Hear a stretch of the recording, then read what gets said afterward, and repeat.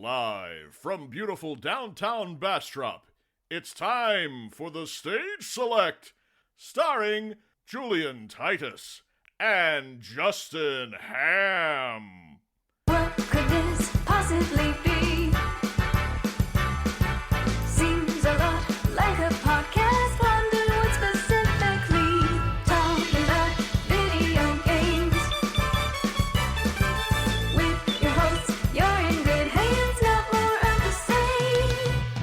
Now we'll jump right in. So expect the unexpected and more. Now we'll get grooving. There ain't always gonna walk through the door.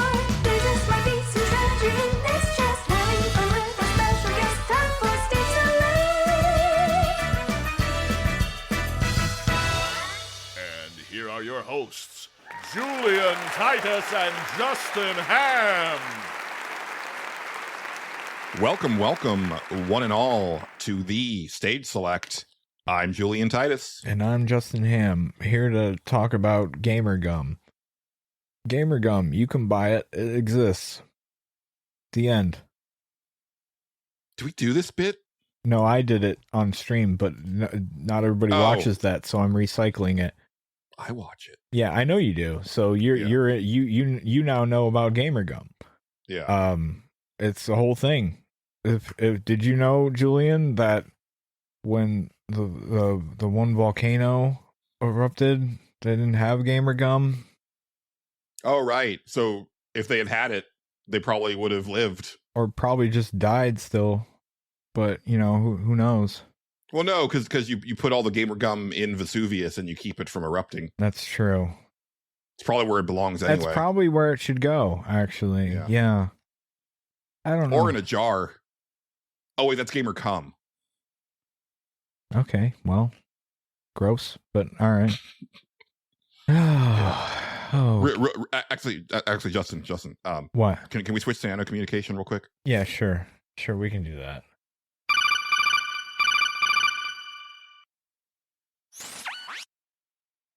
Hey, what's up? Hi.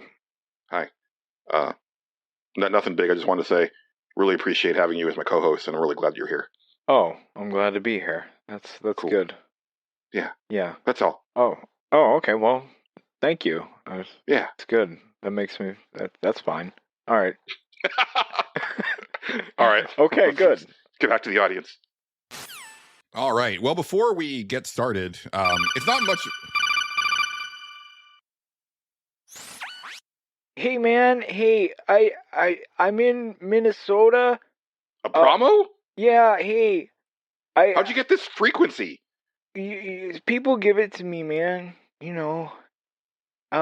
Hey, I'm in Minnesota, and there's a guy here, and he wants to know if you would like some Minnesota Timberwolves season tickets.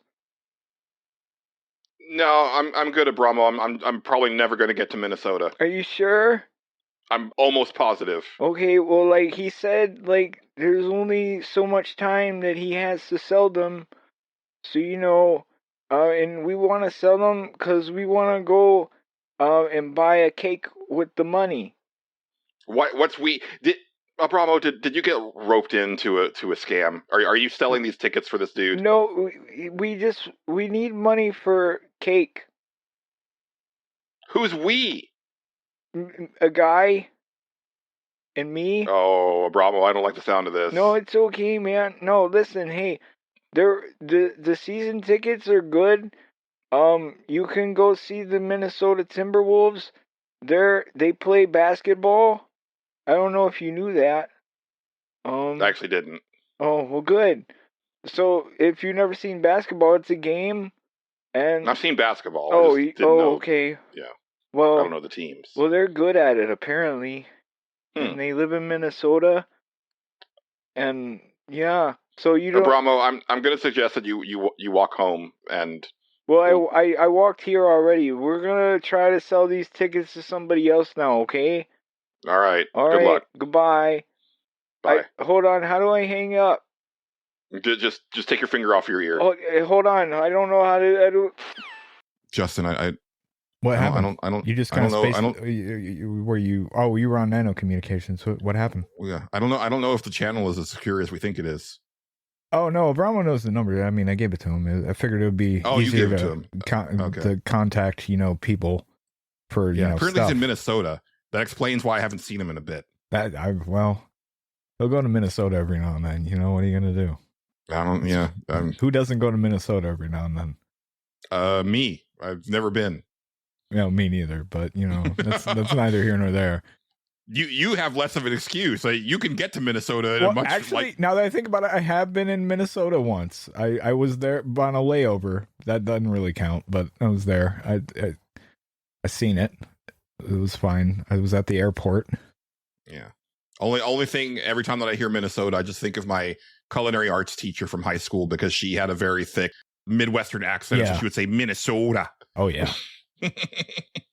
Yeah, no, not so much of an announcement as more of just correcting a gross error on my part, which is the stage select turned 1. Justin actually did it a bit ago. I forgot because I got so wrapped up in starting the new job and everything. Well, you'll have that. And it's funny because I had wanted to do something special for our first anniversary, but it ended up working out well, because the anniversary episode would have been the one that friend of the show John Gholson was on. Oh, perfect. So we actually did something special. It was great. For it. Yeah. Yes. Worked out well. Yes. Thank you, everybody who have stuck around all this time, because there seems to be fewer and fewer of you every week. but the ones that are still here, I appreciate you. Yeah. We appreciate you. More to come. I guess also it's because you and I have been podcasting for so long. It's anniversaries, it's when you get to this point, yeah, it's really you start paying attention in increments of 5. Yeah, that's about right. Yeah, pretty much. Or large numbers. I'm sure we'll do something for episode 100 because right. I still kind of stick to the comic book thing. milestone type thing. Makes sense. Yeah. But no, I was like, oh shit, that happened, and yay, we're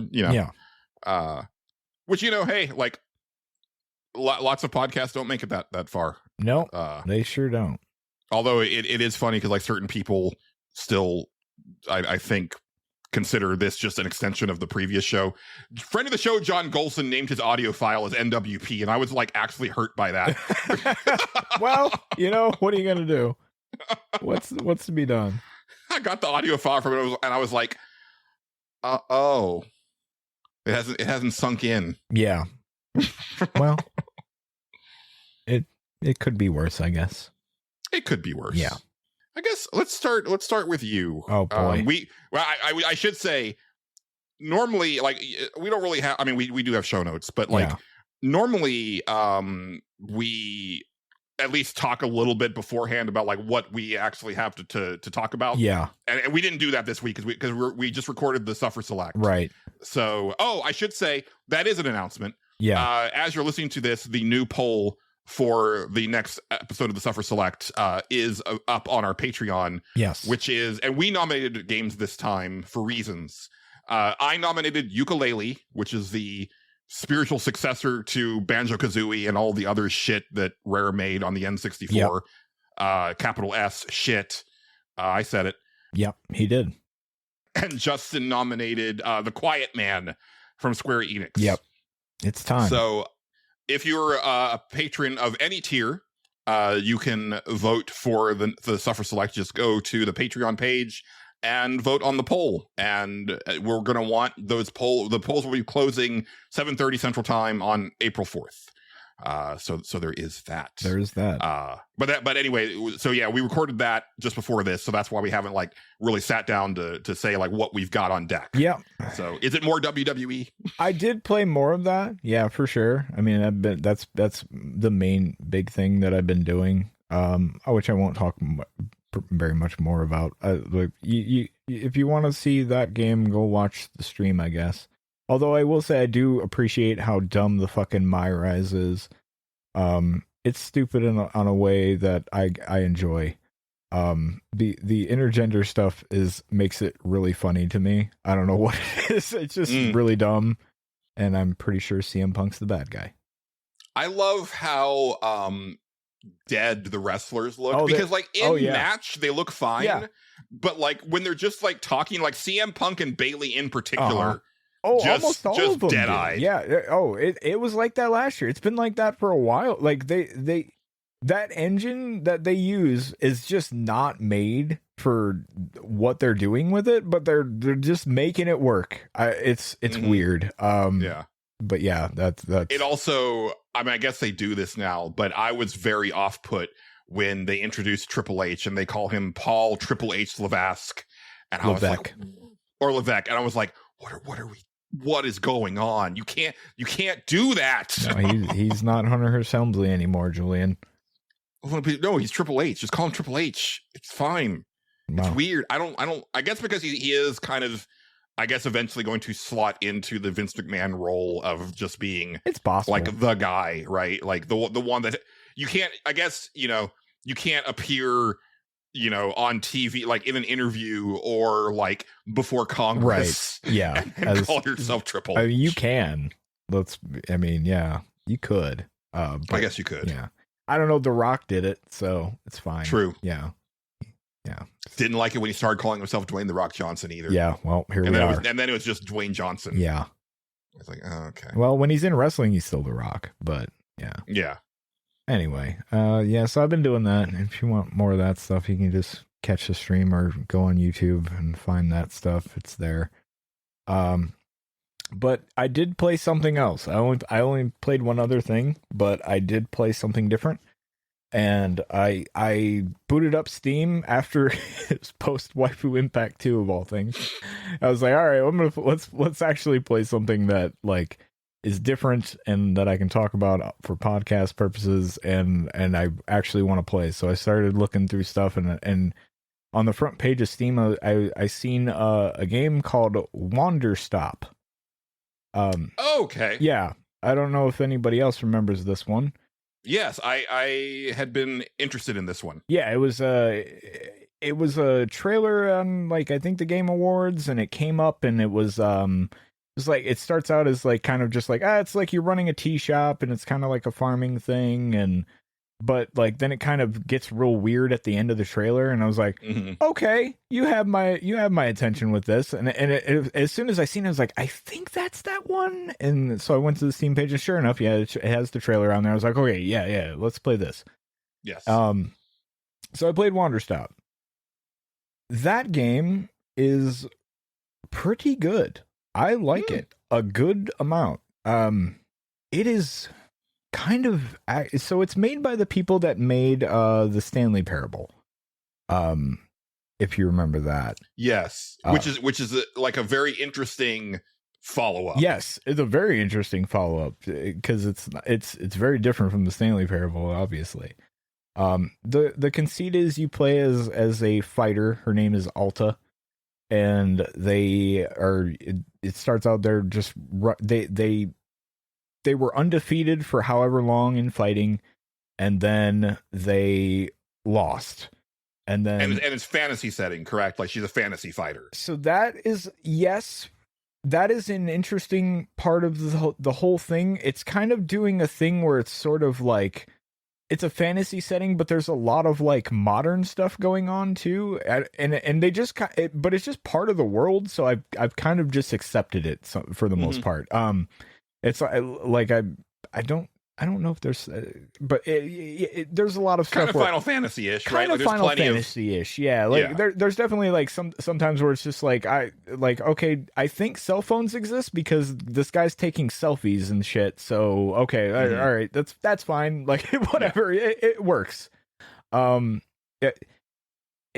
Anyway, you start out as her, and she's running through the forest, and she's recalling all because she got beat, and then she kept getting beaten. And now she's trying to find this trainer out in the woods to make her good again. But then as she's running through the forest, she kind of she feels bad. She can't carry her sword anymore, and then collapses. And she wakes up at this tea shop because a big man named Boros carries her there. And that's where you start the whole thing. That game is charming as shit. Nice. I like it is. There's a like it's the Stanley Parable guys. That game is like legit pretty funny. And this game is also pretty funny a lot of the time. Like the dialogue is like really good. Like all the people that just visit the tea shop, there's so far I've met 4 of them. One of them has been a knight. His name was Gerald, and his whole deal was his son does not think he's cool, so he's trying to prove to his son that he is cool. And so he has become a knight to prove to his son that he's cool. And on his way through the forest, he just randomly gets cursed by a witch, but he's super not worried about that. He's not worried at all. All the dialogue options are really great because like it's constantly like this state of you can tell Alta just doesn't give a shit. But like slowly you start to care. It's kind of fun. Like I don't know how to explain it, but there's something to it. So you're running a tea shop. Mhm. What is that like? Like, are you behind the counter in first person, or No. is it like a overhead type Animal Crossing thing? It is a third person kind of like Animal Crossing, but not really. It's not overhead. It's modern like third person camera for Okay. the most part. And it's actively kind of making fun a little bit of the modern farming sim in a way. I can get with that. Yeah. Like, okay, they like one of the jokes that Boros makes at some point is he's like this is like, can you believe that there's people out there that try to solve gardening? That's just crazy because like the entire point of the is like it starts you out, it shows you, it's like, okay, here's you go get tea leaves, you put them in here and they dry over time. Then they show you how planting works, which you just plant things in a row and then it makes one big plant. You water it, it gives you stuff. But you can do. He's like, yeah, you can do it in the garden, but you can do it anywhere, just wherever the hell you want. Don't worry about it. Like it is the most chill thing ever because there's like no time limit seemingly on anything, which is really nice. Like you. And that's the point of the game. Like that is very much the point of the game. You can tell. So it's a cozy game. Yes and no. it's real. It's very. I am fascinated by it. The implication that I got from the reveal trailer was that she's suffering from some sort of like trauma that she's maybe trying to process or maybe trying to repress. I think I haven't gotten that far into where I fully have figured out her deal, but the main conceit so far is, and what I think you're supposed to get from it is that she is burned out, like just completely burned out. She has burned herself completely out and does not know how to relax, and that's why the gameplay itself is the way it is. There's constantly times, and Boros is like just the most charming motherfucker. Like I love this guy to death. He's like you can walk up to him at certain points and just ask him like you'll go, what do I do next? And he'll be like, whatever, just it doesn't matter. Like what do you want to do? Sometimes there's nothing to do, and that's fine. Like that's what we're doing here. And I was like, oh okay, cool, yeah. that's fine. Like there's like they'll set up a bunch of little like planters. You can put plants in there, or you don't have to. Like it doesn't matter. It's whatever you want to do. And like I got worried at first because like when people show up and they order something from you, I was like, oh shit, this is gonna be on like some sort of time limit. I gotta like get stuff ready. But like no, they just hang around until you're ready to get your stuff, and you can do whatever you want to do in the meantime. Like they're not going anywhere. It's fine. They kind of explain that away with like the forest is magic. And they seriously go, yeah, the forest is magic. We don't know how it works. Just shut up about it. And it's like, okay, sure. That's fine. I can accept that. But yeah, like, it really is just like, yeah, just do whatever you want and do everything at your own pace. This is a game about like taking it slow and just kind of relaxing. And kind of nails that in a way. There are parts, and then there are the bits where and they encourage you to kind of like, okay, it is about relaxing. So, while you have, because you make a batch of tea for, like for 1 cup that you're going to give to somebody to progress their shit. But there'll be a ton of left over, so you might as well try it yourself.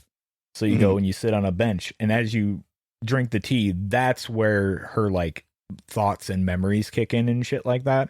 And that's where the game has Alta seems like the most fascinating character so far. Like I'm just like this. I'm loving like every little bit that I get with her. Excellent. It's something there. I progressed to it. I don't want to spoil it too much. It kind of like changes seasons a little bit, and I was like, okay, and that's how you kind of progress the game, and at the season change, it was just like, hey, none of your old stuff is there. Don't worry. And I was like, and this is the first time, like normally that's mortifying, but this is a time where I was like, oh yeah, that's fine. I didn't like that's okay. Yeah, I didn't do all that much, so it's no big deal. And even if I had, it kind of even embraces the fact that it's like, yeah, none of your old stuff's here, but like now you get a chance to decorate again if you want to. It's cool. Don't worry about it. I was like, yeah, all right. Sure, yeah, I wasn't that worried about it. This is fine. Yeah, it's a really interesting game. I really want to see where it's going. Yeah, Wanderstop. Does it feel like something that's going to fuck you up? Possibly. Some of the like inner dialogue has been very interesting with Alta, and I'm not there's on that season change bit, there was a part where I was like, I'm wondering where that's going. It hasn't gotten like truly weird or anything yet, so we'll see. But yeah, it might. It very well could. But like, yeah, I really like the theme of it, of just like, yeah, this sometimes you need to chill the fuck out, and maybe you're not the best at everything or something like that. It's fascinating. Yeah. It's one of those games because, yeah, it definitely had what I call the Cuphead effect, where, you're watching like a bunch of trailers in a row and it's like, whoa, wait, what was that? So it stuck out. I remember being like, oh, this looks like something I don't really give a shit about. We both started to look at our phones. Yes. And then it started like at the very end, you're like, okay, hold on. That's kind of been something I've been wanting to see in a farming game. There's room in a farming sim for like some shit, like for sure. And yeah, I really, like I said, I actively love that they're just like kind of taking little tiny pot shots at like how, like, because farming sims like are stressful games. They're meant to be like these cozy games, but like you can like you start out in Stardew Valley and like you can kind of fuck yourself over if you don't do certain things, like if you're not planning stuff and doing all this stuff, and then eventually, like, yeah, you get to the point where you're like, I'm gonna optimize everything, this is gonna fucking run like a well-oiled machine. They're just like, gamer brain takes over. Yeah, your gamer brain takes over, and this one's just like, no, don't worry about that. Don't worry about that. Yeah. It's fine. And I'm actively like, yeah, no, it is fine. Like, so it's funny because they almost account for it. They know you're going to start to try to do stuff like that and think like that. And at every step of the way, they're just like, no, stop. Don't, we're not doing that here. That's not what this game is. And I'm constantly fascinated by that idea of like, no, this is a true, like, fucking relax, bro, just stop. So I really like that aspect. And yeah, like, all the writing's been really good. Like I said, it's actively been like getting me to laugh more than a couple times. Yeah, I mean, I would expect no less from the Stanley Parable people. No, they're great. Boros is charming as hell. Alta's fascinating. And funny too. Like her just nonchalant, just like, I don't want to fucking be here, because they don't. That's the conceit. They don't want to be doing what they're doing. Is great. Like, the first customer that shows up she's like, I'm running a tea shop, and she walks up to him and is like, okay, so you're buying tea, right? And the guy's like, no, I'm just I'm just here, just hanging out. He's like, no, but this is a tea shop. You're buying tea, and he's like, no, I'm not. Like, no, actually, I'm not. And she just like can't accept it. So like you start going back and forth to Boros to be like, this guy won't buy tea.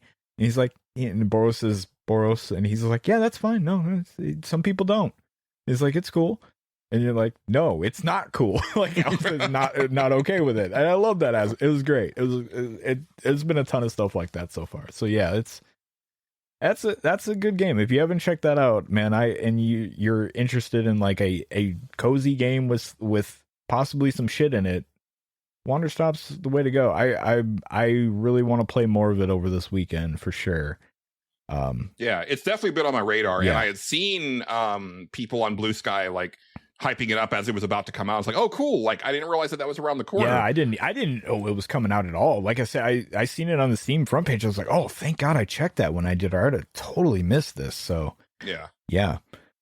There's that other game that has that Cuphead effect that I never remember the name of, which is a bad sign. Mm-hmm. But it's a game that always stands out, and I don't know what the status is on it now. And you'll remember it when I describe it. It's that like kind of 2D pixel art, like cyberpunk setting. Oh yeah. Yeah. It got delayed, but then I don't think it ever came out. I don't think it did either. Yeah. I feel like the name starts with an R or something, but yeah, I can't remember. I can't remember what that game is called either. But I know exactly which one you're talking about. Every time they show it, it looks cool as hell, and I'm like, I'm interested in that. Yeah. And then no idea where it is. I'm like you. I remember it got delayed, and then I never really heard much about it. I feel like if it would have come out, somebody would have heard something about it. But yeah, I think someone that we follow would have been talking about it because. It just seems like that type of game. Yeah.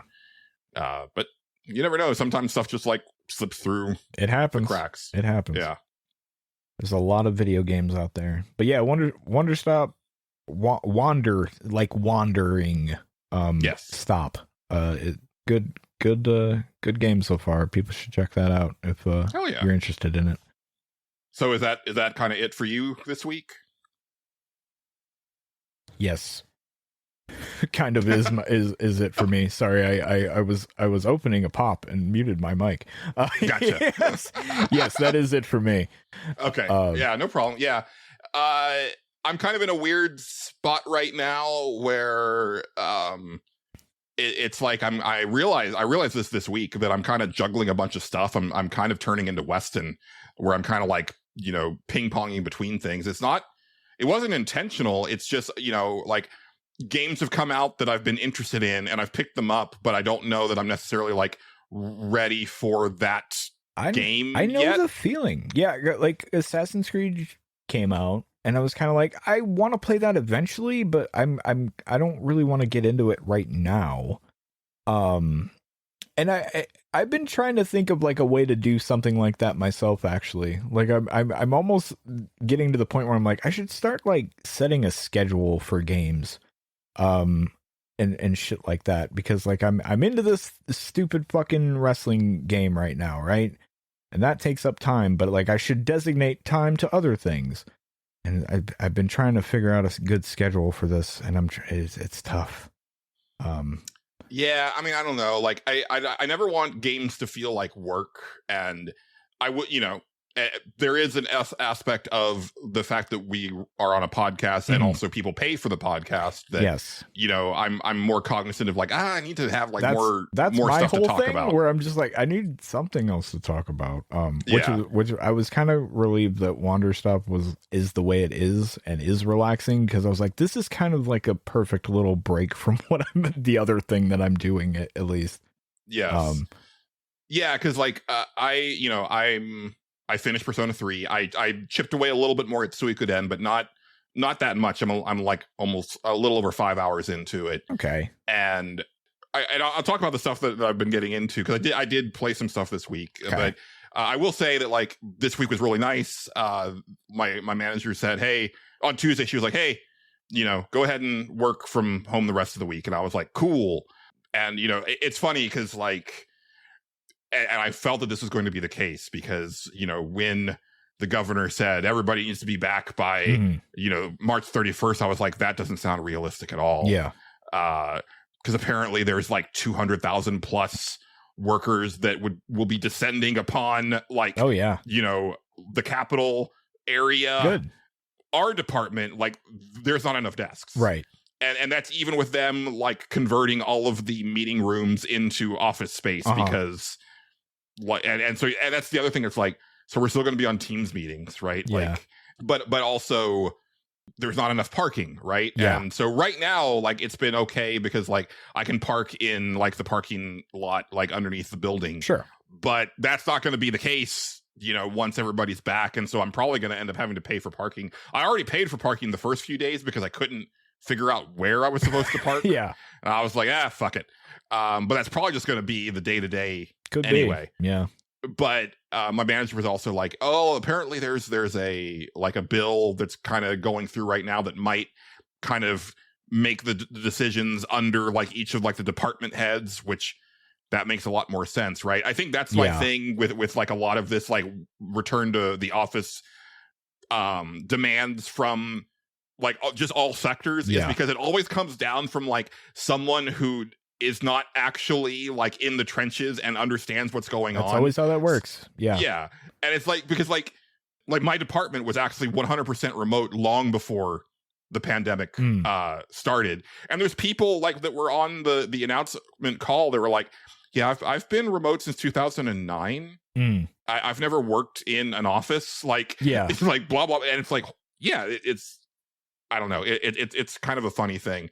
But it's been nice, like actually like, having free time, although I've still been like pretty tired. And so I haven't really had like a bunch of time to.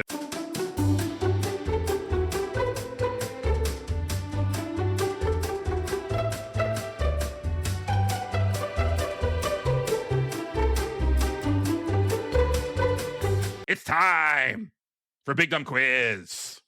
Oh. Hello, ladies and gentlemen. I'm your host, Spence Sterling. Hi. And we're here Oh boy. for Big Dumb Quiz. How did you interrupt so smoothly? That was crazy. No one expects Big Dumb Quiz. Is that the point of it? Yes. Okay. You had to think about it. That's good. Fuck you, it's Big Dumb Quiz. That's usually what the reaction I get. Okay.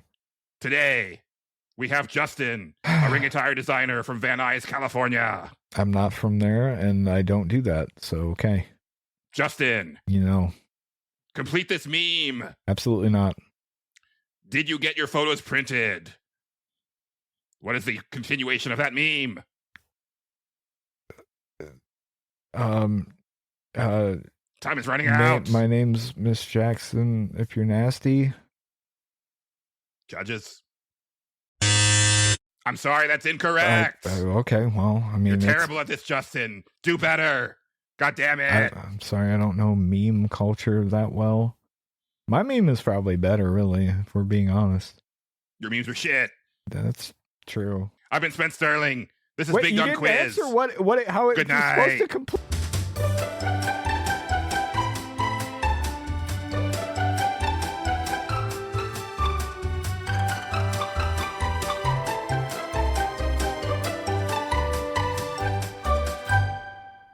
Holy shit. He didn't answer how it was supposed to complete, Julian. This is bullshit. No, now everybody's confused.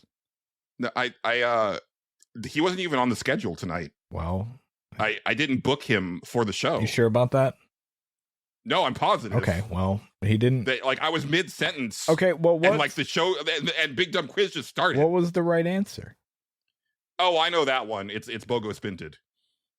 Bogo's what? Bogo Spinted. Oh, okay, of course. Yeah. Who Of doesn't? course, Who yeah. doesn't know that? How did I not know that? You're older, and also you don't have the brain rot that I do from watching HoloLive. Apparently, yeah. Apparently, that's true. Oh, Anyway, as I was saying before, I was so rudely interrupted by Big Dumb Quiz. yeah. I haven't gotten up to a lot of stuff. I'll ask you, where would you like me to start? I finished tape 1 of Lost Records, Bloom and Rage. Okay. and I started Assassin's Creed Shadows. You know what? Start with the Bloom and Rage, because that was the thing that is a continuation from another time. Why not? I'm curious what your thoughts are on the final thing of that. Yeah. I really enjoyed it. Okay. It's interesting because Nextlander was playing it, and they did it over like a handful of streams because they talked about it for about like 3 weeks straight. Yeah. And it was like Alex and Vinny playing it, and then they were telling Brad about their experience. Right. And they were getting like very, very impatient about like, oh, it's not going anywhere. And like, they're not, they introduced this package and they're just like talking about other stuff from the past and they're not addressing the package and blah, blah, blah. And I was like, that's kind of the point. Like I've said with Life is Strange, but also just Don't Nod, right? These games are they hinge on you taking time. Yeah. And the games want you to sit with them. Right. And, so you're in this scenario where something happened in the past that you're not aware of because you weren't there as a player, but the characters do not remember. So they're starting to kind of reminisce and walk everything back and try to like retrace their steps. And as they're, kind of going, as you're flashing back, they're like, I totally forgot about that. Like, I wonder how they're doing now or what have you. Right. Because like, it's like that whole time they're aware of it, but the specifics kind of are fuzzy. And it's not a situation of, oh, they're like in their 40s. And so like, they're forgetting stuff from when they were in high school. Yeah. No, it's literally like there is something that is like affecting their memory. Okay. Because, like, I think, I can't speak for everybody, but like, I remember like a good chunk of high school, right? Like there's not a lot of stuff where it's like, and also, but stuff didn't really happen to me, but like, I still remember like names of students that or names of people in classes that like I wasn't that close with or stuff like that, or this or that. So I don't think that I've reached that point where it's like, oh, this stuff is starting to go away. Although oddly, Game Fella stuff is starting to go away, and that's bothering me. Interesting. A lot of that is like timeline related, which is why I want to do that podcast with friend of the show, John Gholson. John. Yeah. I just need to call him and you schedule probably it. should just call him. Yeah. Yeah. But so that's the big aspect of it is they are along with you kind of unraveling, this like thread trail. Yeah, sure. From the past and also then flashing to the present and kind of talking about what they're doing now. And in Life is Strange fashion, you're kind of being able to kind of craft your character based on your responses and stuff like that. And also like, what you're interested in the other person that you're talking to, like that kind of affects like, your relationship, both in the past, but also in the present. Like it's kind of cool when you finish the first tape and it tells you like kind of what your relationship status is with them in the present day and in the past. Cause you can actually get like reacquainted, or like you can be like, oh, we're just former friends, right? Like, because we didn't really like make a connection again in the present. It's almost the like choose your own past, your own backstory type of thing. Yeah, kind of, sort of like Kentucky Route Zero. I was just gonna say like Kentucky Route Zero did, yeah. Okay. Or Walking Dead. Yeah, there's been a few of them, yeah. Yeah, so it's very much like that. There is some weird supernatural stuff that happens, and it's part one. It's like the half of the game, right? Yeah. So like the supernatural stuff like kind of happens, and that's kind of it's happening like right towards the end of the first tape, which I kind of expected, right? Like. And sure, like they haven't opened the package yet, but that kind of makes sense because there's 4 girls and it's just you and one of them for most of the first tape. And then one of the other ones shows up kind of late. Okay. And so you're trying to catch up with her, and she also adds like a new element to everything. Yeah. And that's just kind of what the game is. And like, I'm really into it. And again, it's one of those things where I think because it is so laser focused on my high school, you like can era, relate to it more, very, very much so. And that element of Swan as the main character just feeling so out of place and awkward and wanting, and I think that was the thing, right? Is that like I was getting really like choked up this in the last couple play sessions because it's so much of what I wish that I had, which was I think about this a lot where it's like, man, if I had just like found like the right friend or handful of friends that pushed me to get out of my comfort zone. Yeah. And like, put just enough peer pressure on me to make me go out and actually like do stuff, right, on my own, and be like, no, I'm gonna go spend time with my friends, Mom. Like, I'm gonna, like, and kind of forcing me to exert independence in a way that I never thought of doing, right? Because I just never. Yeah. My friends weren't allowed to come visit, and that's how it was. And it was like, okay. And then I didn't go visit with them. Right. Like even I didn't start driving until I was 18 anyway. So like, but even like early days at Game Fellas, right? Like I always said no to everything. Right. Yep. So like I would get invited over for like, they would have like game parties at so-and-so's house or whatever. Always said no.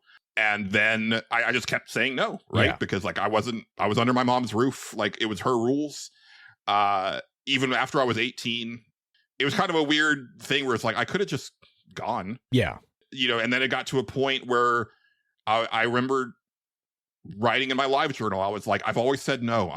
This is the year that I say yes. Right. And I was in my first apartment, I was on my own for the first time, and I was like inviting people over for this or that, and nobody showed up except for like Joe and Shanna.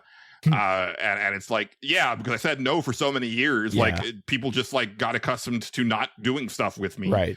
And so it just wasn't a thing. Right. And that stuff has fucked me up to this day. It happens. I am so socially behind like where I should be.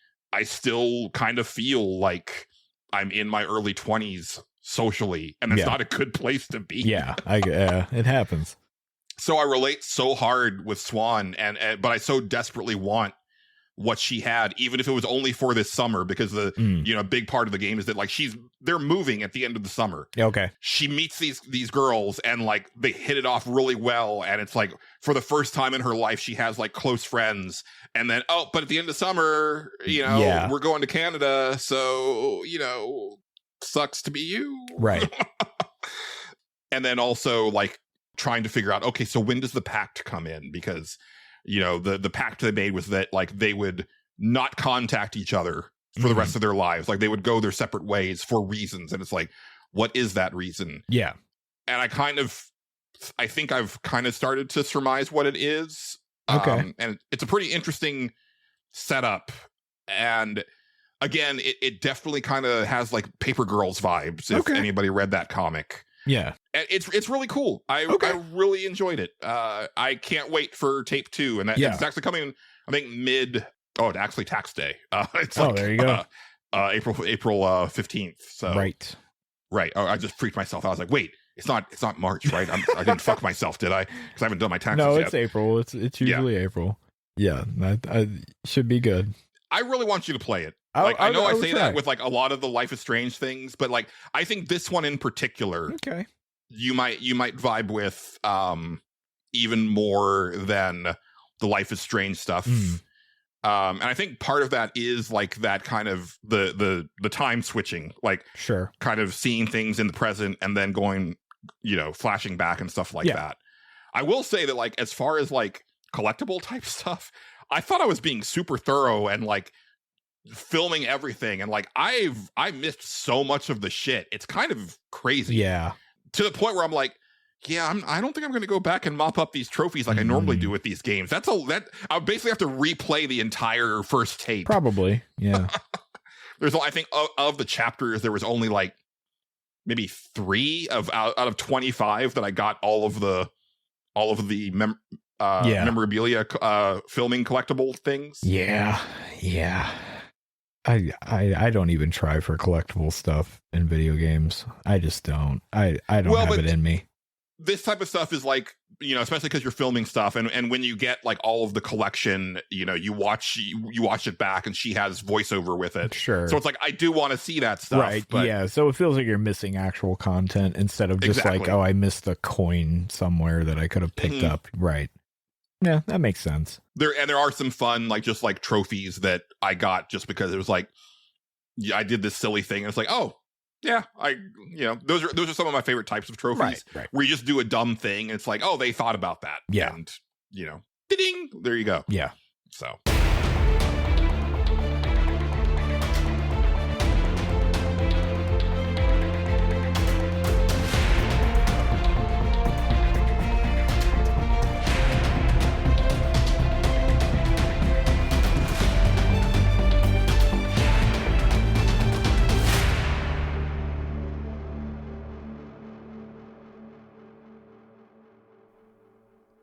The State Select is made possible through the support and funding of viewers like you. Here are our wonderful patrons. Well, sounds good. That is Lost Records Bloom and Rage, Yeah. Tape 1. I think we should go ahead and thank our patrons before we move on. All right. Sure. Why not? As always, we appreciate all of our lovely patrons, but every week we like to thank the executive producer tier. And this week we have Addy XD. We have CQC. Or no, we don't. We have fucking Big Baker. I'm way off here. Well, here's the thing. For everybody listening, Julian has it listed, thank Patreon patrons, and then after it, CQC. But then all the patrons are listed under that. So I thought, you see where I'm going with this, right? Yeah. Okay. I guess I should have written out comments, questions, and concerns because Justin is not aware. No. What you should have done is put CQC before thank patrons, and then I would have read everything underneath of thank patrons. See, But we're doing CQC after thanking patrons. Yes, I get that, Julian, but then or left more space between the patrons and the show. I usually liner put notes. like a thing that says patrons. There I is didn't usually do a it thing this there, time, but there 'cause I wasn't felt that here. you would know the situation I'm after dumb. a year. Anyways, we have Big Baker. We have Bill Tucker of A Gamer Looks at 40. We This is have why you shouldn't skip the thanking the patrons segment. we have Bookie. We have Casey Curran. We have David Portnov.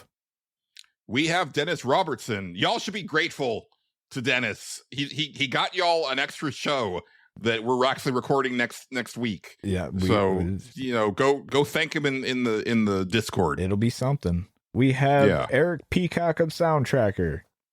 We have Xrian. We have Game Johnson of Retrofits. We have Matt Jorgensen. We have Philip P.K. Becker. We have Raymond Crum. We have 60 Here's You reading the display names as written. That's how it works. Yeah, that's exactly We how it have works. Stephen Lobo. All right, now Julian has to worry about if he pronounced that name right. We have Xavier Krager. Thank you, as always, to all of y'all. We really appreciate it. We do. Yes. I guess the big thing is that I was going to say that I couldn't fight it, but that's not the case. I was waiting for reviews, and the reviews were good. Yeah. So I went ahead and picked up Assassin's Creed Shadows. Sure. I guess it was definitely a thing where I was like, but I've already got like Suikoden and Like a Dragon, like kind of on the plate right now. Right. But I was like, no, but I really want to see Assassin's Creed. And, look, I like a ninja game. Yeah, right? you do. Like I'm forever chasing that Tenshu high. Right. I don't know if I'll ever get there, but I'll take what I can get.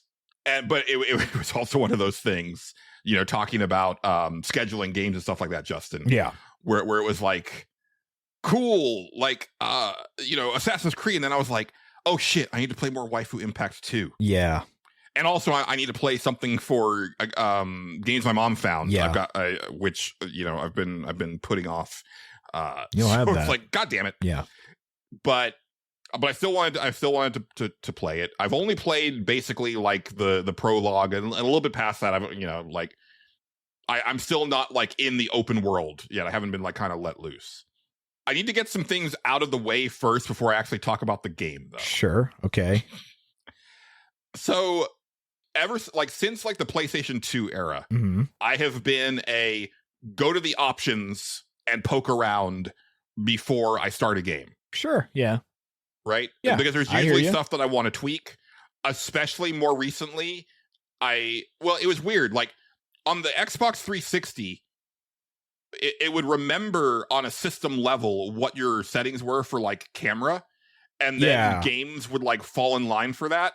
And that it doesn't really happen that way anymore. Sometimes it does, but most of the time it doesn't. The closest thing I can think of is like on PC, a lot of the times it'll like auto detect what it should put things at for like graphics and bullshit and stuff like that. But that's really about it. Usually you got to Yeah. tweak everything else. And sometimes even that stuff isn't perfect or right. So yeah.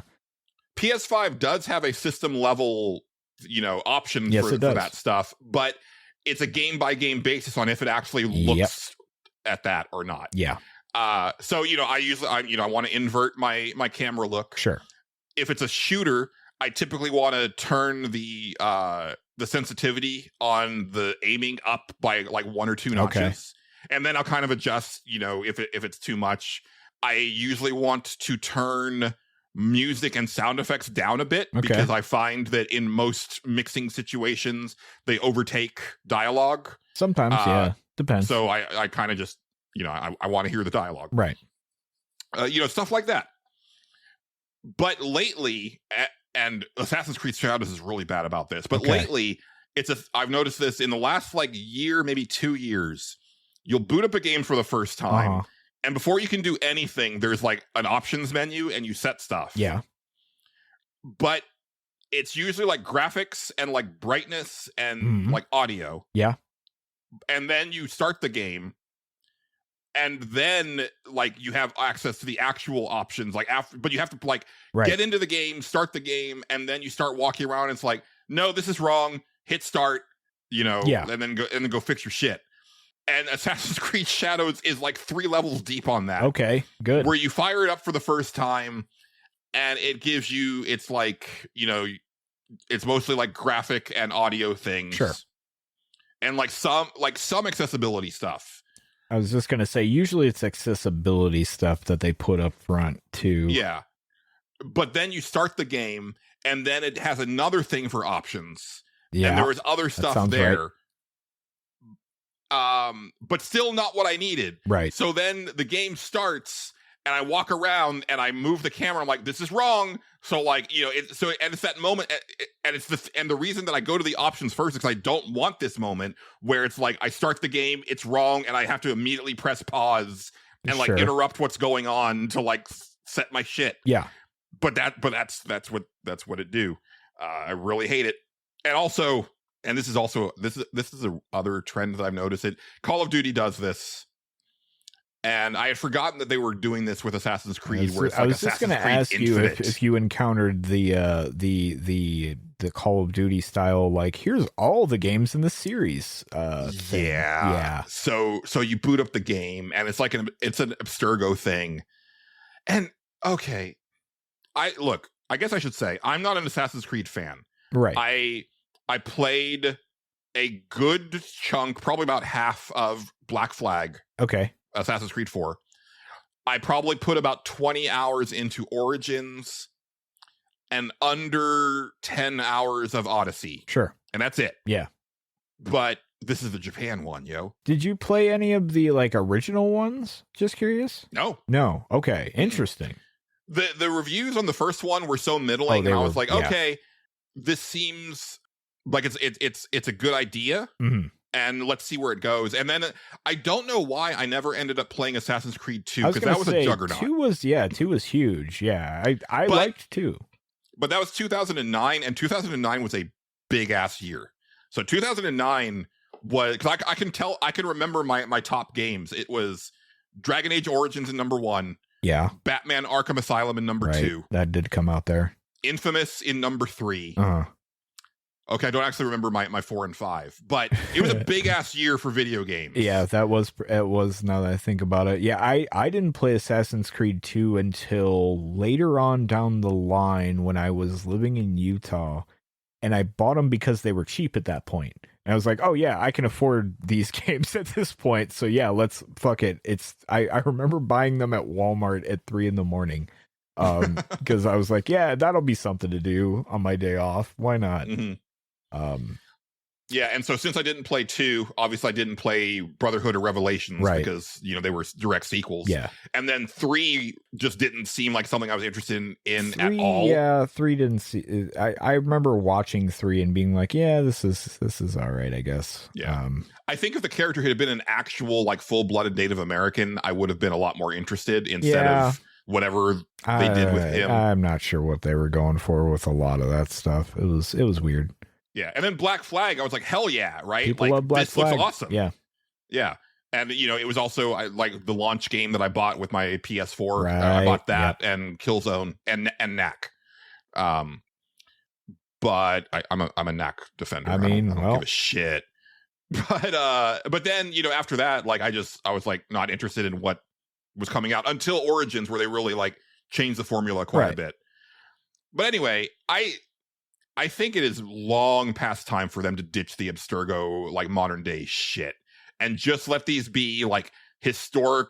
Just take all of that, like, modern day tech shit out of there. They probably should have done that after, like, the original, like, trilogy, really. Yeah, once they told Desmond's story. Yeah, I feel like you're good. Yeah, it concluded, and now, like, just let that be its own little thing over there, and that's fine. But no, they got more to say with it, I guess. Yeah, because they're still, so when you start up the game the first time, you're greeted with, like, the Abstergo thing, and it's like, oh, you're on this beach that you've never been to before, but your ancestors were, blah blah blah blah blah, and then it, like, glitches and someone's like, you're being lied to, right? And it's all this stuff, and it's like, we're still doing this shit, like, really? Like, I think people are fine with it just being like, hey, this one's set in Japan now. To be fair, that stuff was some of the most ridiculous parts of Odyssey, so I will say that it made me laugh, at least how it paid off at the end of that game. If you played that game, you probably know exactly what I'm talking about. It gets fucking stupid. Well, and I think that's the thing, and I was actually I was comparing this game quite a bit to the Like a Dragon series. Sure. Not so much in the sense of, like, the tone, like kind of going between, like, wacky and super serious, more in, like, kind of structure and storytelling, because these games, as like this one is in particular, is, like, very, like, cutscene heavy, especially up front. Like, you're not doing a lot of playing, which is how most Like a Dragon games start. Yeah, but also, like, I know just from, like, kind of, like, tangential information, like, Odyssey and Valhalla, like, they kind of go just, like, straight up, like, fantasy with a lot of that stuff, where it's like, in Odyssey you're fighting, like, actual Greek gods, and like, Valhalla you're actually doing, like, Norse mythology shit. And I think that's why they stick with some of that modern day shit, is so it gives them, like, a weird excuse to, like, shoehorn that stuff in, because they're like, oh, it's a glitch in the thing, so now you get these monsters and shit. Yeah. Yeah, I don't know. But you could just have it set in the setting and let that stuff just live there, and I think people would be fine with it. Yeah. I don't know. They probably could be fine. So, game starts out, you actually control Yasuke at the beginning. Okay. So you have two characters here. You have Yasuke, who was a former black slave that came, like, he came with Portuguese missionaries, and he was at, like, he's the first actual historic figure that is a main character in an Assassin's Creed game. Right. It took them this long to do that. They've had historic figures as, like, supporting characters, or villains or whatever. Yes, but never as a lead character. Right. There's speculation, or not speculation. There's differing accounts on whether he became a full, like, fledged samurai or not. Yeah. But he was, like, a person that learned the blade and, was, like, a retainer for Nobunaga back in the day and stuff like that. Apparently, like, a very popular folk hero in, like, Japanese history. Yeah. Which is cool, right? Yeah, right. And I think that's really interesting. So, because, you've got him as a samurai, and he's also just like a tank, right? He's just a big ass dude. And then you have Naoe, who is, like, an actual Japanese ninja, right? And she's like, she actually is the main character, which I don't think they were really upfront about in the marketing. I don't think it's so much the marketing as it was like the man babies like whining about there being a black guy in their Assassin's Creed Japan game. The people that shouldn't be allowed to have fun with video games anymore. Yeah, exactly. Yeah. But you start with Yasuke. Yeah, and it's interesting because I feel that the game kind of glosses over the stuff that I was most interested in. Okay. And they also do a pirate Yakuza in Hawaii thing, but not as stylishly. Okay. So you start the game and you're playing Yasuke, but he's just there with these Portuguese priests, and they're going to meet Nobunaga. And you go to meet Nobunaga, but like it turns out that Yasuke just understands and can speak Japanese, and there's no like they don't even try to like explain when that happened or how it happened. Yeah. In Like a Dragon Pirate Yakuza in Hawaii, there's a part where Majima just kind of like, the game pauses and he like comes up on the screen. He's like, yeah, I got to tell you, man, it was kind of rough there at the beginning with like the language barrier, but we're just going to skip all that. You don't have to worry about it. And then yeah, there you go. But at least they like address it. Like here it's just like, because to me, it's like, in both situations, that's kind of what I'm interested in, right? Is being the fish out of water and having to adapt to that and adjusting to the language barrier. Yeah. Like that's one of my favorite parts about The Last Samurai with Tom Cruise. Okay. Is watching him go from, being this injured, technically prisoner, like in this Japanese village, and then starting to learn the language, and then meeting with the leader of this clan and having these conversations with him, and then as he's there longer, like he starts to learn how to fight in the samurai way, right? Kind of because he's bored, and also they think it's funny. They're like, look at this like gaijin trying to like use our blade, and then he is like, well, but I already have a proficiency for fighting, so like I'm picking this up pretty surprisingly quick, right? Yeah. It's really cool. That's what I wanted from Yasuke's story in here. Okay, and it's like I can speak Japanese, and Nobunaga's like, bet you're gonna work for me now, and then.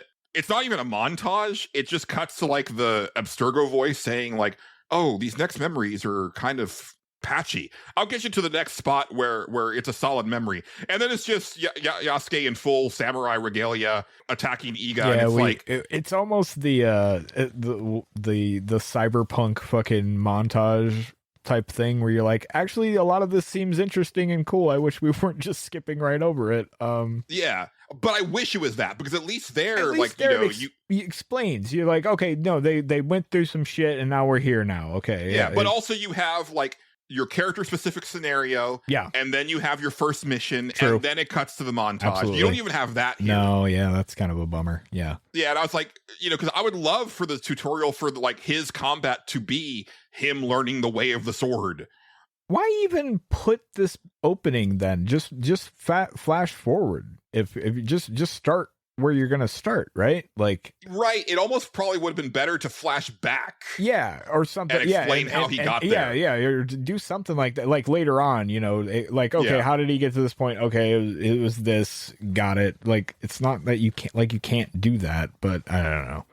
Yeah, combat solid. They're still sticking with the attack buttons on the triggers. I was kind of hoping that this game would kind of break with that. Just, again, as I've said before, like, works fine for slower paced Souls games. I don't think it works for like faster paced action games, including Sekiro. I would prefer that Sekiro was using face buttons for the attacks. But Yasuke, being the brick house that he is, definitely like, he's got like a Sparta kick that just sends dudes flying like 30 feet. Okay, it's that's awesome. Fun. Yeah, that's fun. That's a good time. It's a really quick time that you're with Yasuke, and from what I've heard from other people that are deeper in the game, that's kind of all you get for a while. Interesting. Alex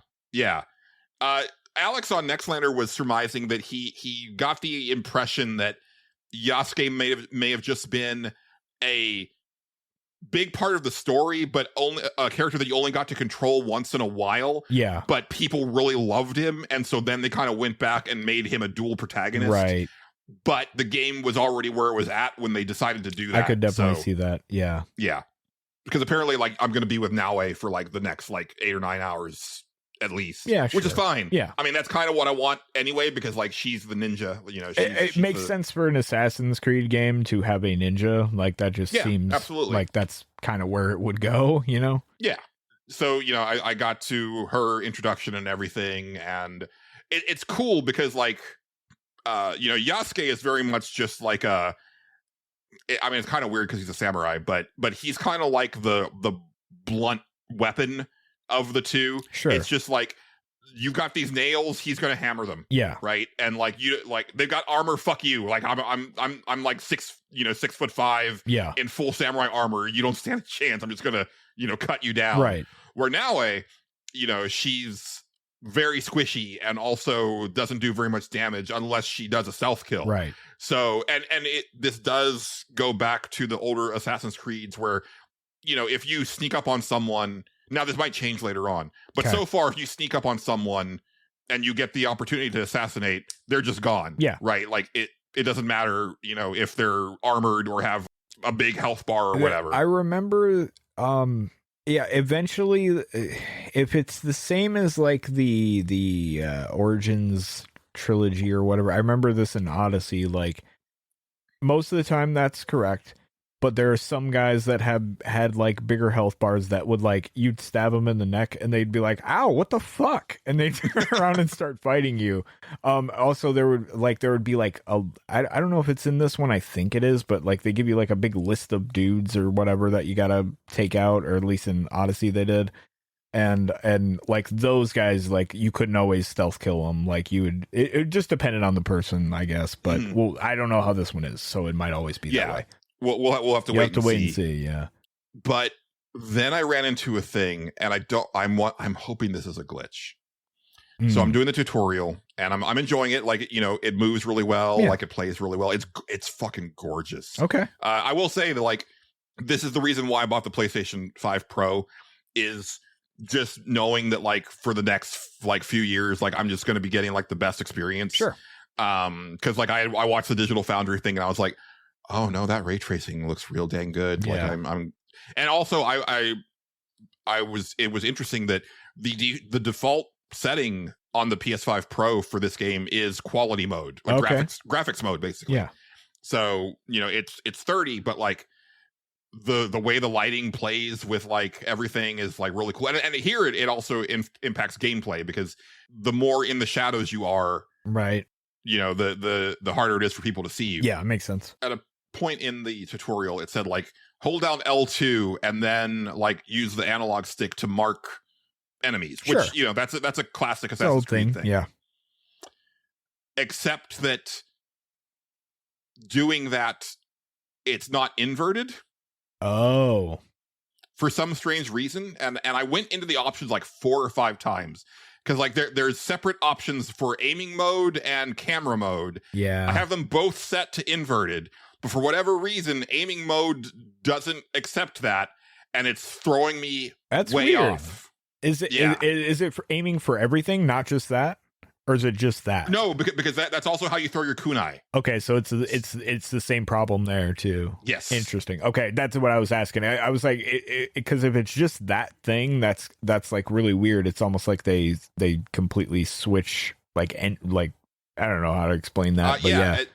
I'm hoping it's a glitch, because I don't see anything in the options about why it would be working this way. Yeah, that sounds like a bug, especially if there's an option for it to set it that way and it's not working. That seems bugged. Yeah. And you know, I'm the weird one, so it's probably not going to get addressed like anytime soon, because you know, there's something wrong with me.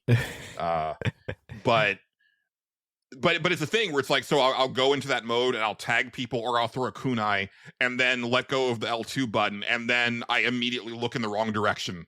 Yeah. And it's really messing me up. Like, it hasn't been a problem so far, but Right. I'm also like super early in. And then I guess the last thing that I'll say, because again, I'm super early, so there's not really much to say at this point. But there's a part, and minor spoiler, but like you see this coming a mile away, right? Like, her dad gets killed by like there's like a bunch of samurai, right? Okay. And they all have masks, different masks on. It's like, all right, these are the guys, These are right? the guys, yeah. Yeah. And when they come out, it's really cool because like the music feels very in line with like the old Shaw Brothers movies or a Kill Bill, which is also, kind of harkening back to those movies. And I wish that they had put a little bit more flourish on it.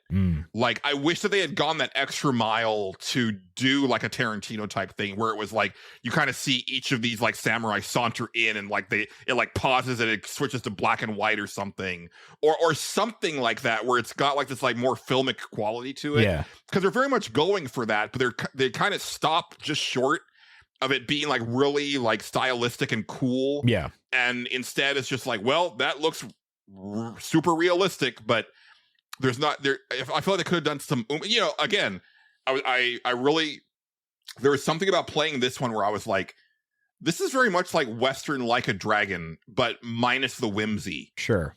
And, like in Like a Dragon games, right? Like you see an important character and it's like the dun dun. Yeah, they give you the whole like name tag and everything. Yeah. Yeah.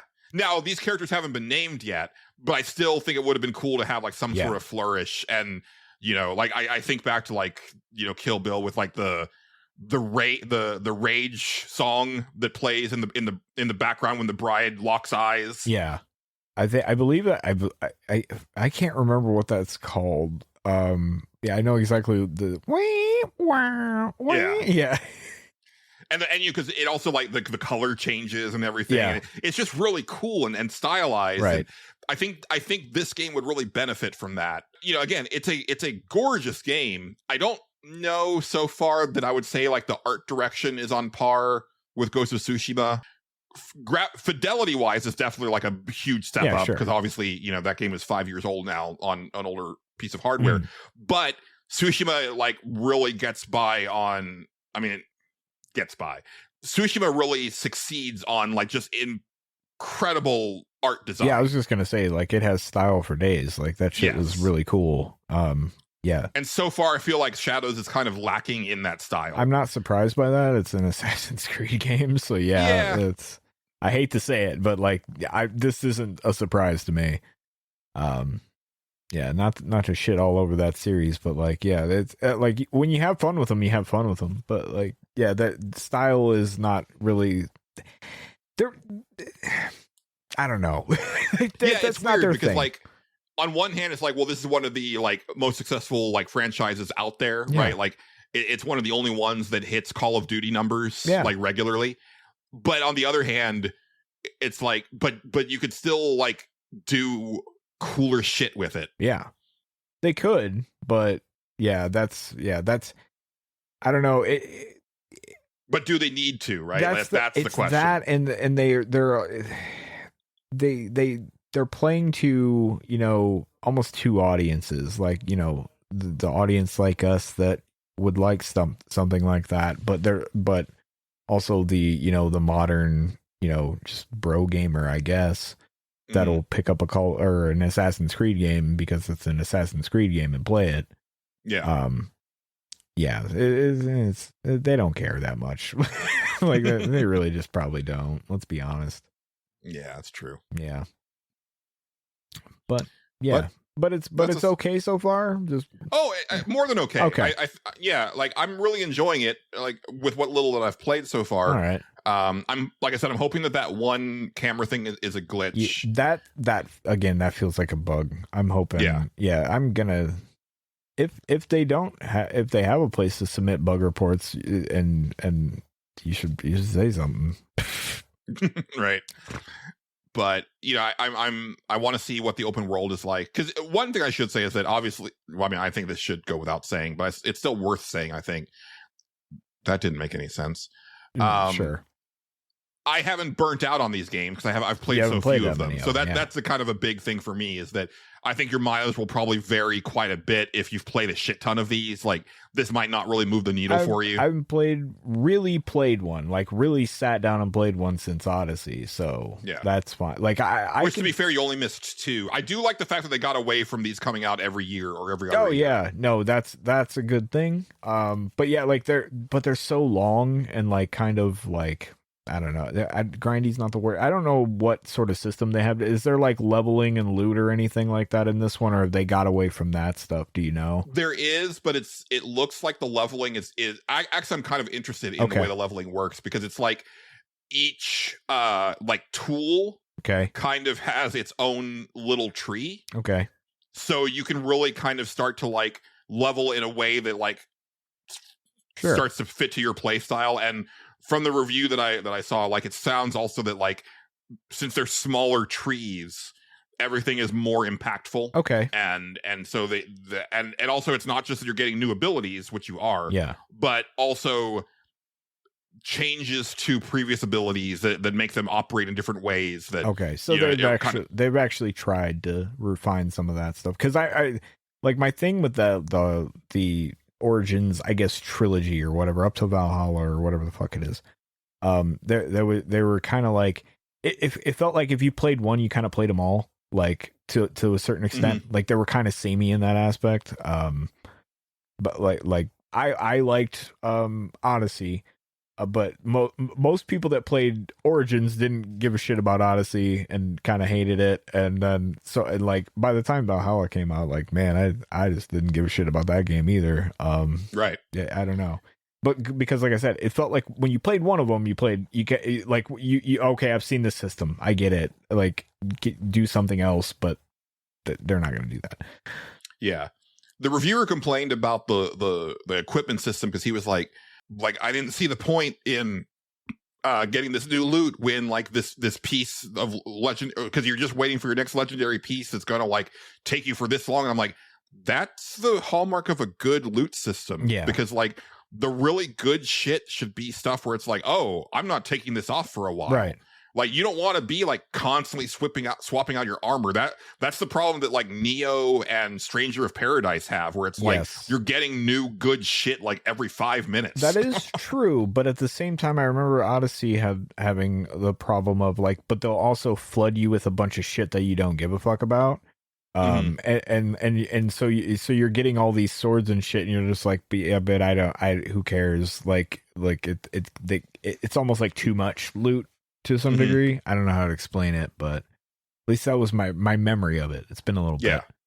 And like I said, I liked Odyssey. It was my favorite game that year. Because it was stupid.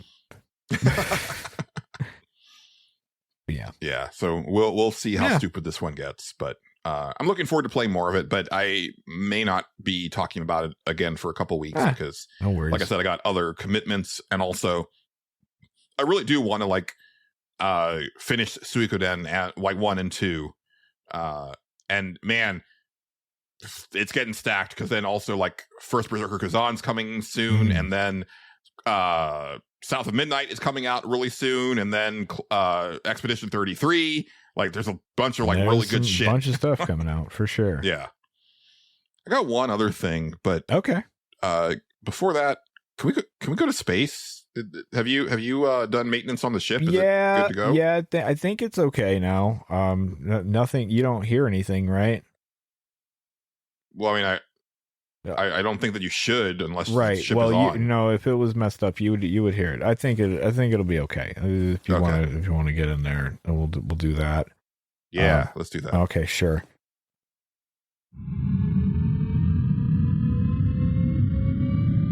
A little musty in here. It's been a while. That's probably all the pot Abramo smokes in here. That's what that is. Yeah, that's usually, if you let that stuff sit, like, just the smell, like, and he doesn't, we should get some. What we need is like a Febreze can in here. Let him spray that afterwards. It'll at least help a little bit. Then after a while, it just starts to smell like Febreze and pot, and that doesn't really work out well either. But But then again, there's no like carpet in here, so it should be okay. Yeah, it's true. Yeah. Or we just need. Well, you can't have really a ventilation system because it's space. Seems like a bad idea. That'd be a really bad idea. Yeah. Well, we'll figure it out. Yeah. Anyway, it's nice to be back up here. Nano communication is nice, but like you never really know who's listening in. Like you don't know how secure those channels are. Like here, like it's true privacy. I really. Yeah. Right. I really like that. Yeah. Yeah. Okay. It's just very soothing. It's good. Justin, we're working in an office again has reminded me of certain things that I had forgotten because it's been so long. Okay. And that's that I really hate. I hate two things. I hate having to use a bathroom in an office. Mm-hmm. And then the separate thing is actually not because this is just not office general. It's just a certain thing. But I forgot a thing that is a problem for me personally, which is if I need to go to the bathroom and either someone is already in a stall or someone comes in to the bathroom to occupy a stall while I'm in there. Yeah. I have to stay there until they're gone. Okay. It's just a thing. Interesting. Yeah. I don't want to see you in the bathroom. I don't want to like trigger small talk or even just like lock eyes with someone in the bathroom. I just want to do my dirty sinful business and be on my way. Right. But I need to do my dirty sinful business by myself. Okay. And it's bad too because like I will hold it until the other stall is free. How many stalls are there? In these bathrooms, there's like 3. Okay, there's 3. Okay. At my old company, it was just the 1 stall and 2 urinals. Yeah, that sounds right. Okay. So it'd be a thing where it's like if someone came in to pee while I was like in the stall, I would wait until they were done peeing. I could get it. Yeah, I could see that. But I ran into a situation here where I was like, oh, I sat down. There's already somebody in a stall. I didn't realize it. Mm-hmm. And I was like, well, I'm not pooping until they're gone. Yeah. And they were there for a while too. Yeah. Those people sitting there for a while. They'll do it. Maybe they have the same issue that I do. I don't know. Yeah, it's hard to say. It's not even like a shy bladder / sphincter. You guys are thing. playing chicken with your fecal matter, or is that what's going on here? Yeah, I guess. Good. Yeah. Yeah. The other thing, and this isn't like office related. This is just like toilet technology related. Sure. I think auto flushing toilets are a huge mistake. Oh yeah, no, I agree with that. I think they waste so much water. Oh yeah, I agree with that 100%. Yeah, no, it's wild, right? Yeah. Especially if you're like us, because I too am a person that will go into the stall to pee. That's all I will do in a public restroom. I won't do what you're doing in a public restroom at all. I will not. I refuse. I mean, if you got to go, you got to go, Justin. Yeah, I just fucking get through that shit. It's fine. Your shit break from American Pie. Yeah, I apparently I don't. I'm okay. Somehow my body has just shut that part off whenever I'm in public, and it's fine. A true story. I think I have only like actually taken a shit in a public restroom. Let me think. Once. Really?